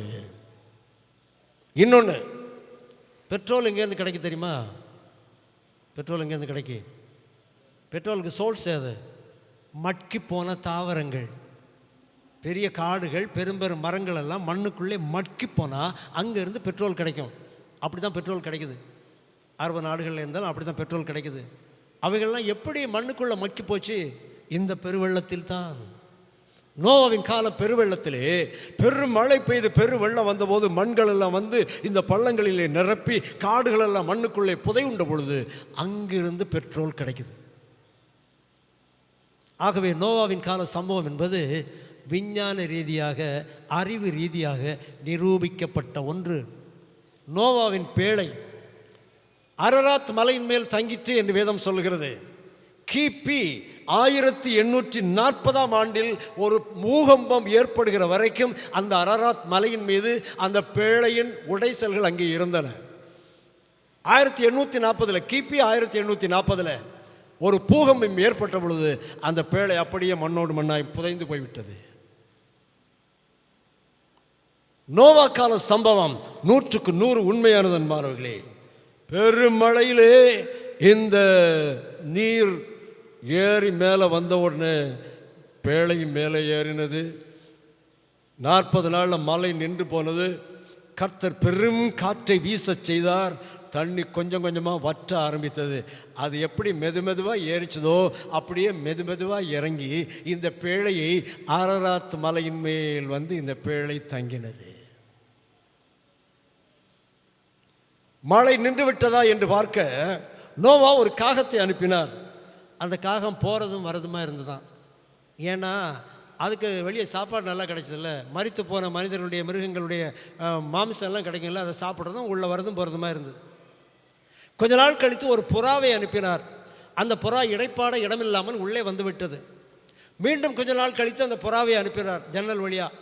அது வெளியே போய் ஒரு சுற்றிட்டு ஒரு ஒலிவ இலையை கொத்தி கொண்டு வந்தது. நீங்கள் பார்த்துருக்கீங்களா? ஒரு புறாவுக்கு வாயில் 2 இலை இருக்கும், பார்த்துருக்கீங்களா? ஒரு படம். அது சமாதானத்தின் அடையாளம். அது இதிலேருந்து வந்தது தான். ஆகவே அந்த அடையாளத்தோடு நோவா புரிந்து கொண்டார், உலகத்திலே ஜலம் வற்றி விட்டது. இப்பொழுது ஒரு நாள் நோவாவின் குடும்பம் பேழையை திறந்து கொண்டு வெளியே வந்தார்கள். பேழையின் கதவை திறந்து கொண்டு வெளியே வந்தார்கள். நிர்மலமான ஒரு பூமி, நிர்மலமான ஒரு பூமி. மனித சகவாசமே இல்லை. அநேக மனிதர்கள் மரித்து போய் மண்ணோடு மண்ணு புதையுண்டு போய்விட்டார்கள். மிருகங்கள், ஜீவன்கள் எல்லாம் புதையுண்டு போய்விட்டன. நோவாவின் குடும்பம் மிகுந்த கலக்கத்தோடும் அதே நேரம் சந்தோஷத்தோடும், ஐயா, இயேசு கிறிஸ்துவோடைய உயிர்த்தெழுதலை தரிசித்தவர்கள் எப்படி போனாங்கன்னு பைபிளில் சொல்லியிருக்கு. பயத்தோடும் ஆனந்தத்தோடும் போனாங்களாம். இந்த 2 உணர்வுகளும் மனுஷனுக்கு வரும். நியாய தீர்ப்பு நாளில் ஆனந்தம் வரும், பயமும் வரும். ஆகவே இவர்கள் பார்த்து கொண்டு நின்றார்கள்.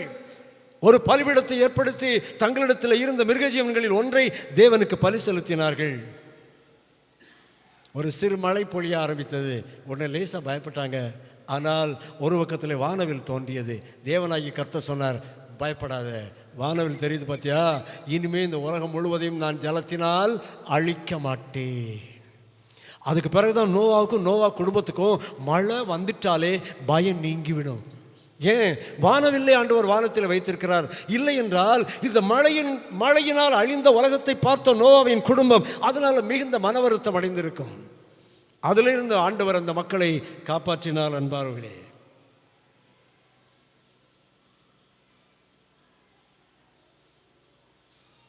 நோவாவின் காலத்தில் மரித்த மனிதர்களுக்கு இயேசு கிறிஸ்து மாம்சத்திலே கொலையுண்ட போது ஆவியிலே அங்கே போய் காவலில் இருந்த ஆவிகளுக்கு பிரசங்கித்தார் என்று 1 பேதுரு 3ஆம் அதிகாரத்தின் 19, 20 ஆகிய வசனங்களில் எழுதப்பட்டிருக்கிறது. ஒருவேளை அவர்களுக்கு இன்னொரு வாய்ப்பை ஆண்டவர் கொடுத்துருக்கலாம். ஏனென்றால் 10 கற்பனைகள்லாம் அவங்களுக்கு இல்லைன்னு. ஆனால் நமக்கு ஒரே ஒரு வாய்ப்பு தான். ஏன்னா வேதம் சொல்லுகிறது, அன்றியும் ஒரே தரம் மரிப்பதும் பின்பு நியாய தீர்ப்படைவதும் மனிதனுக்கு நியமிக்கப்பட்டிருக்கிறது. நிறைய வாழ்க்கையெல்லாம் கிடையாது. இந்த வாழ்க்கையை வாழ்ந்து இதில் தப்பு பண்ணால் அடுத்த ஒரு பிறவியில் பிறந்து அங்கே நாய மாதிரி பிறந்து அடி வாங்கி அதுக்கு பிறகு திரும்ப ஒரு பிறவி பிறந்து அப்படியெல்லாம் கிடையாது. ஏன் தெரியுமா? நான் இந்த வாழ்க்கையில் என்ன தப்பு பண்ணனோ அந்த தப்புக்கான தண்டனை நான் தானே அனுபவிக்கணும். இன்னொரு பிறவி அனுபவிச்சு என்ன பிரயோஜனம்? அதில் ஒரு நியாயம் இல்லையே. உயிர்த்தெழுதல் உறுதியாக நடக்கும், நியாய தீர்ப்பு உறுதியாக நடக்கும், பரலோகம் நரகம் என்பவை நிச்சயமாக உண்டு, நியாய தீர்ப்பு உண்டு. D.L. மூடி என்கிற ஒரு பெரிய தேவனுடைய மனுஷன் ஒரு முறை சொன்னார், நார்த் ஃபீல்டாக அவருக்கு ஊர் பேர். அவர் சொன்னார் ஒரு அற்புதமான வாசகம். நார்த் ஃபீல்டை சார்ந்த D.L. மூடி என்கிறவன் மரித்து போனான் என்று சொன்னால் யாரும் நம்பாதீங்க. அவன் இதைவிட உயரமான இடத்திலே இதைவிட உயரமான ஒரு ஜீவனோடு இருப்பான். இந்த வார்த்தையை நாம் சொல்ல முடியுமா அன்பார்களே? நமக்கும் ஒரு நாள் மரணம் வரும் இல்லையா? இன்றைக்கு நம்ம அந்த வார்த்தையை சொல்ல முடியுமா? நான் செத்து போனேன்னா யாரும் நம்பாத, நான் சாக மாட்டேன். உலகத்தில் பிறந்த எந்த மனுஷனும் சாக மாட்டான். இதை மனசில் வச்சுக்கணுங்க. ஏன்னா தேவனுடைய ஜீவ ஆவியை பெற்றவன் மனுஷன் சாகவே மாட்டான். ஒன்றில் அவன் நரகத்தில் இருக்கணும், இல்லைன்னா நித்திய நரகத்தில் இருக்கணும், இல்லைன்னா நித்திய பரலோகத்தில் இருக்கணும், நித்திய ஜீவனை அடையணும். ரெண்டில் ஒன்று. இப்போ நிறையா பேர் என்ன எட்டி பயத்தோடு பார்த்துட்டே இருக்கிறாங்க. ஏன் சார் இவ்வளோ நேரம் இப்படியெல்லாம் பேசி எங்களை பயங்காட்டினீங்களே என்று அவர்களுடைய மனசில் ஒரு 4 கேள்வி எழும்புன்னு நான் நினைக்கிறேன். ஆகவே அந்த 4 கேள்வியை கேட்டு அந்த கேள்விக்கான பதிலையும் சுருக்கமாக நாம் தியானித்து விடலாம். ஒரு கேள்வி, உயிர்த்தெழுதல் நடக்குமா? செத்துப்போன நம்முடைய முன்னோர்கள் எல்லாம் எழுந்து வருவார்களா? இன்னொரு கேள்வி, நியாய தீர்ப்பு நடக்கும்னு சொல்கிறீங்களே சார், அந்த நியாய தீர்ப்புக்கு என்ன தேவை இருக்கிறது? இன்னொரு கேள்வி, பரலோகம் எப்படி இருக்கும்? அடுத்த கேள்வி, நாம் பரலோகத்துக்கு போவேன் என்கிற நிச்சயத்தோடு இந்த உலகத்தில் வாழ முடியுமா? முதல் கேள்வி என்ன? உயிர்த்தெழுதல் நடக்குமா? இயேசு கிறிஸ்துவிடத்தில் வந்து இந்த கேள்வியை ஒரு சாரார் கேட்டார்கள். உயிர்த்தெழுதலில் நம்பிக்கை இல்லாத சதுசேயர்கள் கேட்டார்கள். அப்பொழுது ஆண்டவர் சொன்னார், அவங்க கேள்வி கேட்கும்போது என்ன அதுக்கு ஒரு பாயிண்டை அவர் ஸ்ட்ராங்காக வச்சாங்கன்னா, மோசே சொல்லியிருக்கிறார், ஒரு ஸ்திரீ ஒருவனை திருமணம் செய்தால் அந்த கணவன் மரித்து போனால் அந்த கணவனுடைய சகோதரனை திருமணம் செய்யணும்னு மோசே கட்டளை கொடுத்துருக்கிறார். அப்படி ஒரு ஸ்திரீ ஒருவனை திருமணம் செய்தாள், அந்த மனுஷன் இறந்து போனார். இந்த பெண் அவருடைய சகோதரனை திருமணம் செய்தாள், அந்த ஆளும் இறந்து போனார். இப்படி வரிசையாக 7 சகோதரர்கள் இவளை திருமணம் செய்தார்கள், 7 பேரும் இறந்து போனார்கள். இப்போ அவருடைய கேள்வி என்ன தெரியுமா? உயிர்த்தெழுதலில் இந்த பெண் யாருக்கு மனைவியாக இருப்பாள்?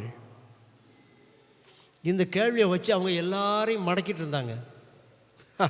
இயேசு கிறிஸ்து அதுக்கு பதில் சொன்னார், இந்த பாருப்பா, மோசையின் சட்டத்தை வச்சு தானே நீ என்கிட்ட கேள்வி கேட்குற, நான் ஒரு பதில் சொல்கிறேன் பாரு. மோசே முட்செடியின் மத்தியிலே தேவனை தரிசித்த பொழுது தேவனாகிய கர்த்தர் மோசைக்கு தம்மை எப்படி அறிமுகம் செய்தார்? நான் ஆபிரகாமின் தேவனும் ஈசாக்கின் தேவனும் யாக்கோபின் தேவனும்னு சொன்னார்ல. அப்படி தேவன் தாம் ஆபிரகாமின் தேவனும் ஈசாக்கின் தேவனும் யாக்கோபின் தேவனும் என்று சொல்லும்போது ஆபிரகாம், ஈசாக்கு, யாக்கோபு 3 பேரும் உயிரோடு இருந்தாங்களா, செத்து போனாங்களா? செத்து போனாங்கல்ல. மோசைக்கு ரொம்ப முன்னாலே செத்து போனாங்க. கிட்டத்தட்ட 500 ஆண்டுகளுக்கு முன்னால் மரித்து போனார்கள். அப்பொழுது ஆண்டவர் அடுத்த கேள்வி வைக்கிறாரு, அப்படின்னா நம்ம ஆண்டவர் செத்து போனவர்களின் தேவனா? நம்ம ஏன் இந்த கேள்வியை கேட்குறோம் தெரியுமா? நமக்குள்ள ஒரு யோசனை, அது சரி, எல்லாரும் செத்து போன எல்லாரும் உயிரோடு எழும்பி வந்து வரிசையாக ஆண்டவர் நியாயம் தீர்க்க ஆரம்பித்தா அது என்னைக்கு அந்த நியாய தீர்ப்பு முடியும்? எப்போ நியாயம் தீர்க்க முடியும்? ஒவ்வொருத்தருக்கு விஷயங்களாக எப்படி ஆண்டவர் கேட்க முடியும்? இதுதான் நம்ம கேள்வி. ஆண்டவர் சொல்கிறார், நீங்கள் வசனத்தை அறியவில்லை. வசனத்தை அறியலைன்னா மோசே இந்த சம்பவத்தை நீங்கள் அறியலை, புரியலை. 2வது, தேவனுடைய வல்லமையை அறியவில்லை. நீங்கள் என்ன நினைக்கிறீங்க தெரியுமா? உலகத்தில் உள்ள கோர்ட் மாதிரி இங்கே ஒரு வக்கீல் நிற்பார், அங்கே ஒரு வக்கீல் நிற்பார், தேவனாகிய கர்த்தர் நடுவில் உட்காந்துருப்பார், ஒவ்வொருத்தரையா கூப்பிட்டு விசாரணை செய்வார் நினைக்கிறீங்க. தேவனுடைய வல்லமையை அறியுங்கள். முதல்ல இந்த கேள்வியை உங்கள் மனசில் வராது. தேவனுடைய வல்லமையை அறிகிறது எப்படி? தேவனுடைய வல்லமை எப்படி அறிகிறது தெரியுமா? நமக்கு நம்முடைய அறிவை விட கர்த்தருடைய அறிவு எவ்வளோ பெருசாக இருக்கும்? எவ்வளோ பெருசாக இருக்கும்? ரொம்ப பெருசாக இருக்குல்ல. மனுஷனுக்கு நாய்க்கு எவ்வளோ அறிவு வித்தியாசம் சொல்லுங்கள் பார்க்கலாம். மனுஷனுக்கு நாய்க்கு எவ்வளோ அறிவு வித்தியாசம்? ஒரு அறிவு தானே. மனுஷனுக்கு 6 அறிவு, அவங்களுக்கு 5 அறிவு. ஒரு அறிவு வித்தியாசத்துக்கு எவ்வளோ பெரிய வித்தியாசம் இருக்குது. நாய் மூச்சு விடுது, சாப்பிடுது, எல்லா வேலையும் செய்யுது. ஆனால் மனுஷன் செய்கிற ஏதாவது அது படிக்குதா? உங்கள் வீட்டில் தானே இந்த நாய் வளருது, சின்ன வயசுலேருந்தே உங்கள் வீட்டில் தானே வளருது. சிலர் வீட்டில் வீட்டுக்குள்ளேயே வளர்க்குறாங்க. இந்த பிள்ளைங்கெல்லாம் ABCD A ஃபார் ஆப்பிள் எல்லாம் படிக்கிறாங்கல்ல. என்னைக்காவது ஒரு நாய்க்குட்டி அதுவும் உட்காந்து A ஃபார் ஆப்பிள்னு சொல்ல கேட்டிருக்கீங்களா? கேட்டதில்லைல்ல. அது வேண்டாம். இந்த நாய்க்குட்டி என்னைக்காவது நம்ம ஊர் கூட இருக்கிற மனுஷர்கள்லாம் டெய்லி குளிக்கிறாங்க, டெய்லி சட்டை போட்டு பேண்டெல்லாம் போடுறாங்க, பெல்ட்டெல்லாம் கட்டுறாங்க. நமக்கும் ஒரு நாள் ஒரு சட்டை நிற்கிறோம் போட்டா என்ன, அப்படி நினைக்குதா? நினைக்கல. இல்லை. ஏன் நினைக்கல? ஒரே ஒரு அறிவு வித்தியாசம். ஒரு அறிவு வித்தியாசத்துக்கு இவ்வளோ பெரிய வேறுபாடு இருக்கும் என்றால் மனுஷனுக்கும் தெய்வத்துக்கும் எவ்வளோ பெரிய வித்தியாசம்? 1 கோடி, 1 லட்சம் கோடி. அப்பொழுது தேவனுடைய வல்லமையை நீ கணக்கு போடாத. உன்னுடைய அறிவுக்கு அது எட்டாது. இயேசு கிறிஸ்துவே சொன்னார், இப்போ நான் சொன்ன இவ்வளோ உங்களுக்கு போதும், இதுக்கு மேலே சொன்னால் தாங்க மாட்டீர்கள். தாங்க மாட்டீர்கள்னா உங்கள் அறிவுக்கு அதை ஏற்றுக்கொள்ளக்கூடிய அல்லது புரிந்து கொள்ளக்கூடிய கெப்பாசிட்டி கிடையாது. ஆகவே அன்பானவர்களே, நியாய தீர்ப்பு, மரித்தோர் உயிர்த்தெழுதல் உறுதியாக நடக்கும். ஆயத்தமுள்ளோரை ஆகாயம் சேர்க்க அவரே வாராரே. வீதில் இயேசுராஜன் வேகம் வாராரே. உயிர்த்தெழுதல் நடக்குமா? நடக்கும். 2வது கேள்வி, நியாய தீர்ப்புக்கு என்ன சார் அவசியம் இருக்குது? இந்த உலகத்தில் தான் ஏராளமான டிபார்ட்மெண்ட் எல்லாம் இருக்குது. காவல்துறை இருக்கிறது, நீதித்துறை இருக்கிறது, இந்திய தண்டனை சட்டம் என்று ஒன்று இருக்கிறது. இவ்வளவு இருந்த பிறகு எதுக்கு ஒரு நியாய தீர்ப்பு வேணும்? இங்கே நியாய தீர்ப்பு கிடைக்கலையா என்ன? கிடைக்குதா என்ன? சொல்லுங்க பார்க்கலாம். நியாய தீர்ப்பு கிடைக்குதா? நீங்கள் 1000 ரூபா கடன் வாங்கினீங்கன்னா, இல்லை ஒரு 5000 ரூபா கடன் வாங்கினீங்கன்னா உங்களை விட்ட மாட்டான் சார் கவர்மெண்ட்டு. அதை 10,000 கெட்ட வச்சுட்டு தான் விடுவான். பிள்ளைகளுடைய கல்விக்காக நீங்கள் ஒருவேளை 2 லட்ச ரூபா 3 லட்ச ரூபா கடன் வாங்குறீங்கன்னு வைங்க, அதை 3 லட்சம் வாங்கினா 7 லட்சமாக வசூல் பண்ணாமல் விடமாட்டான். அதே நேரம் பெரிய முதலாளிகள் 5 கோடி 50 கோடி 5000 கோடின்னு கடன் வாங்குவான். திருப்பி கொடுக்காம டிபார்ட்மெண்ட்டே ரைட் ஆஃப் பண்ணிடுறோம் பேங்கில். நீ திருப்பி கொடுக்காண்டா போ. எவ்வளவு தொகை எவ்வளவு? 5000 கோடி. இதில் நீதி இருக்குன்னு நினைக்கிறீங்களா? பிரசங்கியின் புத்தகம் 5ஆம் அதிகாரத்தின் 8ஆம் வசனம் இப்படி சொல்லுகிறது, ஒரு தேசத்தில் ஏழைகள் ஒடுக்கப்படுவதையும் நீதியும் நியாயமும் புரட்டப்படுவதையும் பார்த்தாயானால் ஆச்சரியப்படாதே. ஏனென்றால் உயர்ந்தவன் மேல் உயர்ந்தவன் காவலாளியாக இருக்கிறான். பெரும் பணக்காரர்களும் பெரும் பண முதலைகளும் அரசியல்வாதிகளும் எப்படி தங்களுடைய குற்றங்களிலிருந்து தண்டனை கிடைக்காம தப்புறாங்கன்னு தெரியுமா? Very simple truth. அவங்க மேலே உயர்ந்தவர்கள் காவலாளிகளாக இருக்கிறார்கள். அவ்வளோதான். ஆனால் அந்த வசனம் அதோட முடியலை. உயர்ந்தவன் மேல் உயர்ந்தவன் காவலாளியாக இருக்கிறான், அவர்கள் மேல் உயர்ந்தவரும் ஒருவர் உண்டு. அல்லேலூயா. அவங்களுக்கு மேலே ஒருத்தர் இருக்கிறார் சார். அவங்களுக்கு மேலே ஒருத்தர் இருக்கிறாரு. பழைய ஏற்பாட்டில் இருக்கிறது இந்த வாசகம். புதிய ஏற்பாட்டில் ஆண்டவர் சொல்றாரு, வெளிப்படுத்தின விசேஷம் 22ஆம் அதிகாரத்தின் 12ஆம் வசனம், இதோ சீக்கிரமாய் வருகிறேன், அவனுடைய கிரியைகளின்படி அவனுக்கு நான் அளிக்கும் பலன் என்னோட கூட வருகிறது. உலகத்து மனிதர்களுக்கு நீதி வழங்க இயேசு வந்துதான் ஆகணும். இன்னொன்று, இயேசு கிறிஸ்துவுக்காக வாழ்ந்து மரித்து போன அநேக இரத்த சாட்சிகள் இருக்கிறார்கள். அவர்கள் எல்லாம் வெளிப்படுத்தல் 6ஆம் அதிகாரத்தில் சொல்லப்பட்டிருக்கிறது, பலிபீடத்தின் கீழே அந்த ஜீவன்கள் எல்லாம் கிடந்து கதறுகின்றன, எப்பொழுது நியாய தீர்ப்பு செய்வீர்? உம்முடைய நாமத்துக்காக நாங்கள் அடிக்கப்பட்டோம், கொல்லப்பட்டோம், வாளால் அறுப்புண்டோம், நெருப்பில் எரிக்கப்பட்டோம், வெட்டப்பட்டோம். இந்திய தேசத்திலும் எரிக்கப்பட்டார்கள். எப்பொழுது நீதி செய்வீர் கேட்குறாங்கல்ல. ஆண்டவர் நீதி செய்யணுமா வேண்டாமா? செய்யணும். அதுக்காக அவர் வரணுமா வேண்டாமா? வந்து தான் ஆகணும். ஆகவே நியாய தீர்ப்பு உறுதியாக நடக்கும். மனுஷன் எதை விதைத்தானோ அதையே. உலகத்தில் தப்பிட்டேன்னு நீ நினைக்கலாம், எவருடைய கண்களும் காணவில்லை என்று நினைக்கலாம், அவனை ஏமாத்திட்டேன் இவனை ஏமாத்திட்டேன், எவ்வளோ டெக்னிக்காக நான் வளர்ந்துட்டேன்னு நினைக்கலாம். நீ எதை விதைத்தாவோ அதை அறுப்பாய். மனுஷன் எதை விதைக்கிறானோ அதை அறுத்தே தீருவான். இந்த உலகத்தில் மாத்திரம் இல்லை, மறுமையிலும். ஆகவே நியாய தீர்ப்பு உறுதியாக நடக்கும். 4வது கேள்வி என்ன? பரலோகம் எப்படி இருக்கும்? யோசித்து பார்த்துருக்கீங்களா பரலோகம் எப்படி இருக்கும்னு? யாரோ ஒருத்தர் சொன்னாங்க, பரலோகத்திலே தளமெல்லாம் பொன்னாக இருக்கும் அப்படின்னா அதில் கொஞ்சத்தை எடுத்து காற்றுல கழுத்தில் போட்டுக்கலாம்னு அர்த்தமா? அப்படி இல்லை. நம்ம காற்றுல கழுத்தில் இருக்கிறதெல்லாம் பரலோகத்தில் ஒன்றுக்கும் உதவாது, தரையில் தான் போட்டிருப்பாங்கன்னு அர்த்தம். நம்ம டிசைனாக பார்த்து செய்கிறோம் இல்லை, சின்ன சின்ன துணுக்கில், அதெல்லாம் ஒன்று அங்கே ஒரு டெக்னிக்கலாக எடுபடாது. அது தரையில் இருக்கு, மிதித்து நடப்பதற்கு தான் உதவும். இந்த பூமி நல்லா இருக்கா இல்லையா? உங்கள் ஊர் பேர் என்ன? அதுவும் தெரியாதா? என்ன அருமையான பேர் தெரியுமா? அந்த ஜங்ஷனில் இருந்து, அந்த லட்சுமிபுரம் டேர்னிங்லேருந்து புறப்பட்டு இந்த ஊருக்குள்ளே வந்துட்டா என்ன அழகான ஊர் தெரியுமா? ஏங்க உண்மையில் அழகான ஊரா இல்லையா உங்கள் ஊர்? எங்கள் ஊர் எனக்கு அழகான ஊர். எங்கள் ஊர் பேர் என்ன தெரியுமா? தெரியாதா? கொட்டிக்கோடு. ஆமாம், பேர் கொஞ்சம் கரடு முரடாக இருக்குன்னு பார்க்காதீங்க, ரொம்ப அழகான ஊர். 3 பக்கம் தண்ணி ஓடுது, ஒரு பக்கம் மலை இருக்கிறது. அந்த ஊரில் பிறந்ததுக்காக நான் ரொம்ப சந்தோஷப்படுறேன். நீங்கள் இந்த ஊரில் பிறந்ததுக்காக நீங்கள் சந்தோஷப்படுங்க. ஆண்டவர் அற்புதமாக உங்கள் ஊரை வச்சிருக்கிறாரா இல்லையா? எங்கள் ஊரில் ஆறு இருக்குது, மலை இருக்குது, ஆனால் கடல் இல்லை. உங்கள் ஊரில் கடல் இருக்குது தானே? ஈஸியாக மீன் கிடைக்கும். ஐயா, இந்த உலகத்தை கடவுள் அற்புதமாக படைத்திருக்கிறார். இது போன்ற ஒரு உலகத்தை அல்லது இதை விட அழகான ஒரு உலகத்தை, பரலோகத்தை ஆண்டவரால் படைக்க முடியுமா? முடியாதா? முடியும்ல, முடியும். பரலோகம் நிச்சயமாக ஒன்று உண்டு. இயேசு என்ன சொன்னார்? நான் முதல்ல ஒரு வசனம் சொன்னேன், யோவான் நற்செய்தி 14ஆம் அதிகாரம்.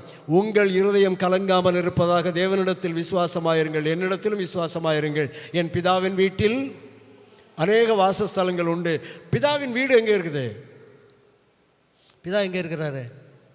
அதான் டெய்லி ஜெபத்தில் சொல்கிறேன் இல்லை, பரமண்டலங்களில் இருக்கிற எங்கள் பிதாவே. அவர் பிதா எங்கே இருக்கிறாரு? பரமண்டலங்களில். பரமண்டலம்னா என்ன? நிலவில்லாத ராத்திரி, மேகமில்லாத இரவில் வானத்தை அண்ணாந்து பாருங்கள். சில நட்சத்திரம் பிரகாசமாக தெரியும், சிலது புகை மாதிரி தெரியும். அதெல்லாம் என்ன தெரியுமா? நட்சத்திரம். இந்த பிரபஞ்சம், இந்த பிரபஞ்சத்தின் எல்லையை மனிதன் இதுவரை கண்டே பிடிக்கல சார். அதுதான் நம்முடைய பிதாவாகிய தேவனுடைய இருப்பிடம், பரமண்டலங்களில் இருக்கிற எங்கள் பிதா. அப்போ பிதாவுக்கு வீடு பரமண்டலம். நம்ம வாழ்கிற இடம் சூரியனில் ஒரு பகுதி, சூரியனுடைய கிரகங்களில் ஒன்று. இது மாதிரி ஏகப்பட்ட சூரியன் இந்த பிரபஞ்சத்தில் இருக்கிறது. அதில் ஏதாவது ஒரு சூரியனுக்கு ஏதாவது ஒரு பூமியை மாதிரி ஒரு இடத்த ஆண்டவர் என்ன செய்ய போயிருக்கிறாரு? உங்களுக்கு ஒரு இடத்தை ஆயத்தம் பண்ண போகிறேன், நான் போய் ஒரு இடத்தை உங்களுக்காக ஆயத்தம் பண்ணின பின்பு நான் இருக்கிற இடத்திலே நீங்களும் இருக்கும்படி நான் மறுபடியும் வந்து உங்களை என்னிடத்தில். என்ன அற்புதமாக ஆண்டவர் சொல்லியிருக்கிறார் பாருங்க. ஏப்பா பொறுமையாரு, நீ என்னுடைய பிள்ளையாக இருந்தா நான் இருக்கிற இடத்துல உன்னை கூட்டிகிட்டு போவேன். இயேசுவை நாம் நேசிக்கிறோமா இல்லையா? இயேசுவை நேசிக்கிறீங்களா இல்லையா? நேசிக்கிறோம் இல்லை? உண்மை நேசிக்கின்றேன் நான் பாடுறோம் இல்லை? அது பாட்டு சும்மா வெறும் பாட்டு தானா? உண்மையிலே நேசிக்கிறோம் அல்லவா? கற்பனை, பிரதான கற்பனை அது தானே. நீ உன் முழு இருதயத்தோடு, முழு ஆத்மாவோடு, முழு பலத்தோடு, முழு சக்தியோடு என்னை நேசி என்பதல்லவா பிரதானமான கற்பனை. ஆண்டவரை நான் உம்மை நேசிக்கிறேன். அப்படியானால் பரலோகத்தில் இன்னொரு விசேஷம் இருக்குது. என்ன விசேஷம்? நான் இருக்கிற இடத்திலே நீங்களும் இருக்கும்படி நான் மறுபடியும் வந்து உங்களை என்னிடத்தில் சேர்த்துக்கொள்வேன். நம்முடைய முன்னோர்கள் அங்கே இருக்கிறார்கள், எல்லாரையும் பார்க்கலாம். பரலோகம் ரொம்ப அருமையாக இருக்கும். கடைசியான கேள்வி என்ன? நான் பரலோகத்துக்கு போவேன் என்கிற நிச்சயத்தோடு வாழ முடியுமா? திருடனை போல வருவேன் என்று இயேசு கிறிஸ்து சொன்னார். இப்போ வந்துட்டார்னா போகலாம் என்கிறவர்கள் கொஞ்சம் கையை தூக்குங்கள் பார்க்கலாம்னு சொல்ல மாட்டேன், பயப்படாதீங்க. சிலருக்கு தொடங்கணுன்னே பயம் வந்துட்டு இவர் கையை தூக்க சொல்லிடுவாரோ. இப்போ வந்தால் போகலாமா என்று கேட்டால் அந்த கேள்விக்கு பதில் சொல்கிறது கொஞ்சம் யோசனை இருக்குதுல்ல. போகலாம்னு தோணுது சில நேரம் போக முடியாத போலையும் தெரியுது. சில விஷயங்கள் எல்லாம் சரிப்படுத்த வேண்டியது இருக்குது. ஆனால் சில நேரம் வாயினால் தாறுமாறாக பேசிடுறேன் சார். சில நேரங்களில் தீமையான வழிகளிலே நடந்து விடுகிறேன். நல்லவனாக வாழணும்னு தான் நினைக்கிறேன். ஆனால் திடீர்னு பொத்துன்னு கீழே விழுந்துடுறேன் சார். அதனால் எனக்கு ஒரு பெரிய சந்தேகம், ஆண்டவர் வந்தால் போவனா மாட்டனா அப்படின்னு ஒரு நம்பிக்கையே எனக்கு வரல சார். 199 மனிதர்களின் பிரச்சனை இதுதான். இந்த பிரச்சனையிலேருந்து விடுபடுறதுக்கு ஒரு லெகுவான வழி நான் சொல்லித்தரேன். வேணுமா வேண்டாமா? வேணுமா வேண்டாமா? பேச மாட்டீங்களா? ஆண்டவர் வரும்போது கூட போகலான்னு ஒரு நிம்மதியான தீர்மானமான எண்ணம் வருவதற்கு ஒரு லெகுவான வழி சொல்லித்தரேன். வேணுமா வேண்டாமா? வேண்டாம்னா சொல்கிறீங்க, வேணுமா? பார்த்தீங்களா, ஒரு சுரத்து இல்லாமல் சொல்கிறீங்க. ஆனால் நான் சொல்லிடுறேன். யாராவது 1-2 பேர் கூட கேட்டாங்கல்ல, அதனால் சொல்லிடுறேன். கற்பனைகளில் பிரதானமான கற்பனை எது? உன் தேவனாகிய கர்த்தரிடத்தில் முழு இருதயத்தோடும் முழு ஆத்மாவோடும் முழு பலத்தோடும் முழு சக்தியோடும் அன்பு செலுத்து. ஆண்டவர்கிட்ட அன்பாக இருக்கணும், இயேசுக்கிட்ட அன்பாக இருக்கணும். இயேசு கிறிஸ்து யார்? மணவாளன். நம்மெல்லாம் யார்? மணவாட்டி. ரைட்டா? மணவாளன் வெளியூருக்கு போயிட்டார். என்ன சொல்லிட்டு போனார்? இருதயம் கலங்க வேண்டாம், நான் ஒரு நாள் வருவேன், ஒரு இடத்த ஆயத்தம் பண்ண போகிறேன், ஆயத்தம் பண்ணிவிட்டு வருவேன் ஒரு நாள். ஆனால் லெட்டர் போட்டுட்டு வரமாட்டேன், சொல்லிட்டு வரமாட்டேன். எப்படி வருவேன்? திருடனை போல வருவேன், திடீர்னு ஒரு நாள் வருவேன் அப்படின்றார் மணவாளன். வெளியூர் போயிருக்கிறார். மணவாட்டி ஊரில் இருக்கிறாங்க. நம்மெல்லாம் மணவாட்டி ஊரில் இருக்கிறோம். மணவாளன் எப்போ வந்தாலும் எனக்கு கவலையே இல்லை அப்படின்ற ஒரு மணவாட்டி எப்படி இருக்கணும்? மணவாளனை 100% நேசிக்க வேண்டும். மணவாளனுடைய கற்பனைகளுக்கு 100% கடைப்பிடிக்க வேண்டும். மணவாளன் அங்கேருந்து கொஞ்சம் காசு அனுப்புவார், 10,000 ரூபா அனுப்பி இன்னாருக்கு கொடுத்துரும்பார். அந்த ஆளுக்கு அதை கொடுத்துருக்கணும். கொடுக்காம இன்னொருத்தருக்கு கொடுத்துருந்தீங்கன்னா மணவாட்டிக்கு படக்குன்னு அடிக்குமா அடிக்காதா? இப்போ வந்துடுவாரோ, ஐயோ இந்த விஷயத்தை செட் பண்ண வேண்டியது இருக்கிறதே.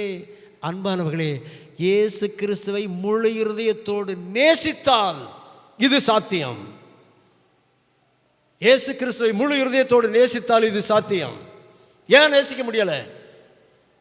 இயேசுவே சொன்னார், என்னிடத்தில் அன்பா இருந்தால் என் கற்பனைகளை கைக்கொள். நீங்கள் என்னிடத்தில் அன்பா இருந்தால் என் கற்பனைகளை கைக்கொள்ளுங்கள். நான் இயேசு கிறிஸ்துவிடத்தில் அன்பா இருக்கிறேன் என்றால் நான் என்ன செய்ய வேண்டும்? இயேசுவின் கற்பனைகளை கைக்கொள்ள வேண்டும். அங்கே தானே ஆண்டவரே பிரச்சனை இருக்குது. உங்களுடைய கற்பனை எல்லாம் எனக்கு தெரியும் ஆண்டவரே. சத்துருவனை சிநேகி, சபிக்கிறவனை ஆசீர்வதி, வாயிலிருந்து கெட்ட வார்த்தை வரக்கூடாது, அந்த தீமை செய்யாதே, இதை செய்யாதுன்னு சொல்கிறீங்க ஆண்டவரே. எல்லாம் சரிதான் ஆண்டவரே, அதை என்னால் கடைப்பிடிக்க முடியலை ஆண்டவரே. அப்படி சொல்லும்போது அடுத்த வசனம் ஆண்டவர் சொல்கிறார் பாருங்க, 16ஆம் வசனம். கவலைப்படாதப்பா, நான் பிதாவை வேண்டிக் கொள்ளுவேன், அப்பொழுது என்றென்றைக்கும் உங்களுடைய கூட இருக்கும்படி சத்திய ஆவியாகிய வேறொரு தேற்றரவாளனை உங்களுக்கு அனுப்புவேன். தேற்றரவாளன் என்று சொன்னால் துணையாளர் என்று அர்த்தம். உங்களுக்கு உதவி செய்கிற ஒருவரை நான் உங்களுக்கு தருவேன். என் கற்பனைகளை கை கொள்ள முடியலையா? கவலைப்படாத, நீ அந்த பரிசுத்த ஆவியானவரை கேளு, அவரை உனக்கு நான் தரேன். அவர் உனக்குள்ளே இருந்து நீ எதற்கு கீழ்ப்படைய முடியவில்லையோ அவற்றுக்கெல்லாம் கீழ்ப்படிய உனக்கு உதவி செய்வார். என்ன செய்யணும்? பரிசுத்த ஆவியானவரை பெற்றுக்கொள்ள வேண்டும். யாருக்கு இந்த பரிசுத்த ஆவியானவர் கிடைப்பார்? நல்லா தெரிஞ்ச ஒரு வசனம் உண்டு நமக்கு, கேட்கிறவன் எவனும் பெற்றுக்கொள்கிறான். எதை அது தெரியுமா உங்களுக்கு? அந்த பகுதியை வாசிங்க. கேளுங்கள் அப்பொழுது உங்களுக்கு கொடுக்கப்படும், தேடுங்கள் கண்டடைவீர்கள், தட்டுங்கள் திறக்கப்படும். கேட்கிறவன் எவனும் பெற்றுக்கொள்கிறான். கேட்குற எல்லாருக்கும் ஆண்டவர் கொடுப்பாராம். எனக்கு தான் ஆசை இருக்குது, இந்திய நாட்டில் பிரதமர் ஆயிரணும்னு. ஆண்டவர்கிட்ட கேட்குறேன், ஆண்டவரே அடுத்த எலெக்ஷன்லையாவது என்ன ஒன்று இந்திய நாட்டுக்கு பிரதமர் ஆக்கிருங்க ஆண்டவரே. ஆண்டவர் எனக்கு என்ன பிரதமர் ஆக்குவாரா? அங்கே ஒரு தங்கச்சி இந்த சிரிக்கிற, நீ பிரதமர் ஆக ஆசைப்படுறியா? ஆக்க மாட்டார்ல. அப்படின்னா இந்த வசனத்துக்கு என்ன சார் அர்த்தம்? கேட்கிறவன் எவனும் பெற்றுக்கொள்கிறான்னா கேட்குற யார் கேட்டாலும் தருவேன்னு அர்த்தம் தானே? கிறிஸ்தவ சமூகத்தில் ரொம்ப தவறாக கையாளப்படுகிற ஒரு வசனம் இது. கேட்கிறவன் எவனும் பெற்றுக்கொள்கிறான்னா எதுன்னு தெரியுமா? அதை தொடர்ந்து நீங்கள் வாசிக்கணும். ஆண்டவர் சொல்கிறாரு, ஒரு பிள்ளை தகப்பங்கிட்ட வந்து அப்பத்தை கேட்டால் கல்லை கொடுப்பானா? கொடுக்க மாட்டார். மீனை கேட்டால் பாம்பை கொடுப்பானா? கொடுக்க மாட்டான்.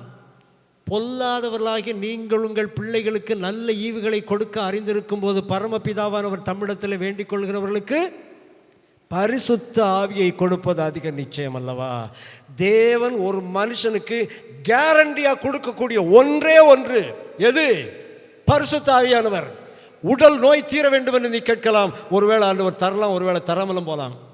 ஏன்னா என்னைக்கா ஒரு நாள் இந்த உடல் செத்து தான் போகும். ஆண்டவரே எனக்கு ஒரு வீடு வேணும் ஆண்டவரே ஒரு வழி கேட்கலாம். ஆண்டவர் தந்தாலும் தரலாம், தராமலும் போகலாம். வீடுகள்லாம் ஒரு நாள் வெந்துருகி சாம்பலாக போய்விடும் நியாய தீர்ப்பு நாளில். ஆனால் கேரண்டியா ஒன்று ஆண்டவர் கொடுப்பாரு. எது?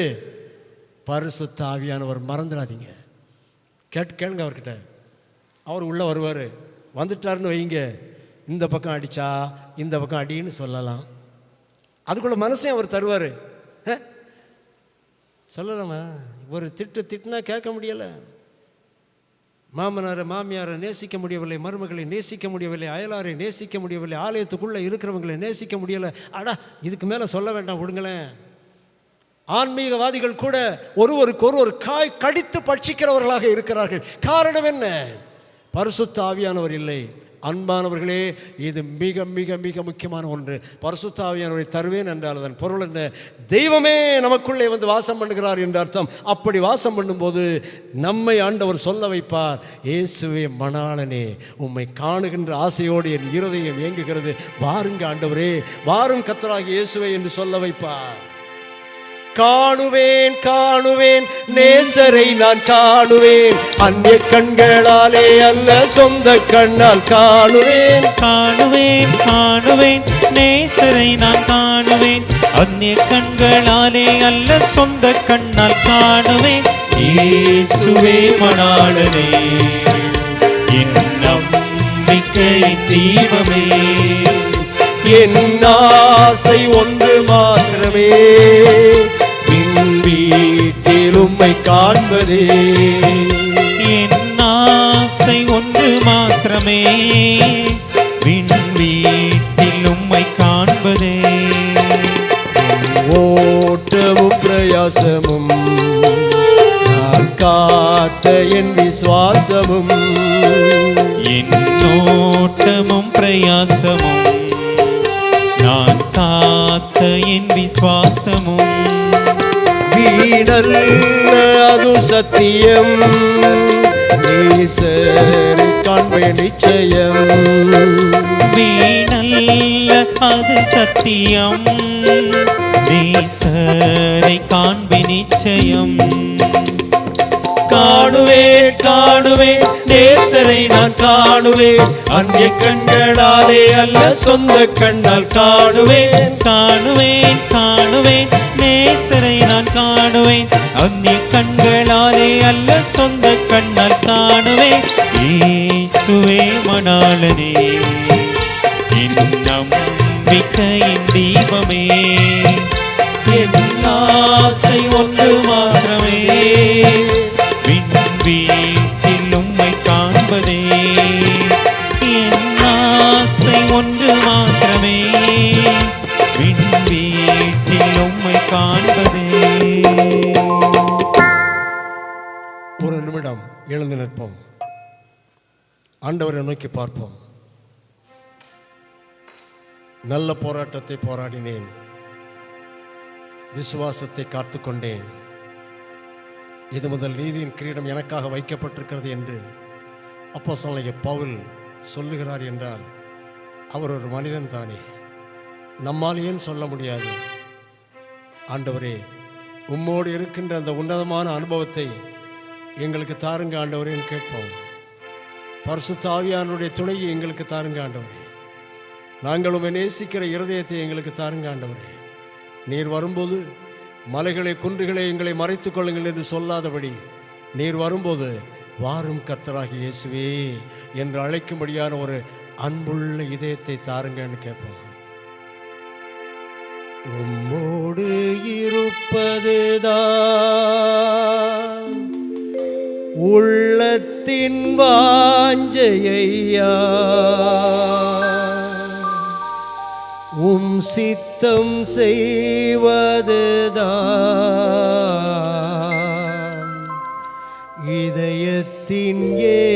ஏக்கமையா. உம்மோடு இருப்பதுதான் என் உள்ளத்தின் வாஞ்சை ஐயா. உம் சித்தம் செய்வதுதான் என் இதயத்தின் ஏக்கமையா. ஏசையா உம்மைத்தானே என் முன்னே நிறுத்தியுள்ளேன். இயேசையா உம்மைத்தானே என் முன்னே நிறுத்தியுள்ளேன். எனக்காக யாவையும் செய்பவரே, செய்து முடிப்பவரே. எனக்காக யாவையும் செய்பவரே, செய்து முடிப்பவரே. என் பாரங்கள் என் சுமைகள் என் பாரங்கள் என் சுமைகள் உம் பாதத்தில் இறக்கி வைத்தே. உம் பாதத்தில் இறக்கி வைத்தேன். ஏசையா உம்மைத்தானே என் முன்னே நிறுத்தியுள்ளேன். இயேசையா உம்மைத்தானே என் முன்னே நிறுத்தியுள்ளேன். எங்களை நேசிக்கிற எங்கள் அன்புள்ள ஆண்டவரே, இந்த உலகத்தில் வாழும்போதே நித்தியத்தை குறித்த நிச்சயத்தோடு வாழும்படியான கிருபையை எங்களுக்கு தாரும். இடுக்கமான வாசல் வழியாய் பிரவேசிக்கின்ற அந்த பெரும் பாக்கியத்தை எங்களுக்கு தாரும். ஜீவனுக்கு செல்லும் வாசலிலே நாங்கள் நுழைந்து நித்திய ஜீவனை சுதந்தரித்து கொள்ள உதவி செய்யும். இயேசு கிறிஸ்துவின் நல்ல நாமத்தில் எங்கள் பணிவான வேண்டுதலை ஏற்றுக்கொள்ளும் எங்கள் அன்புள்ள பிதாவே. ஆமேன், ஆமேன்.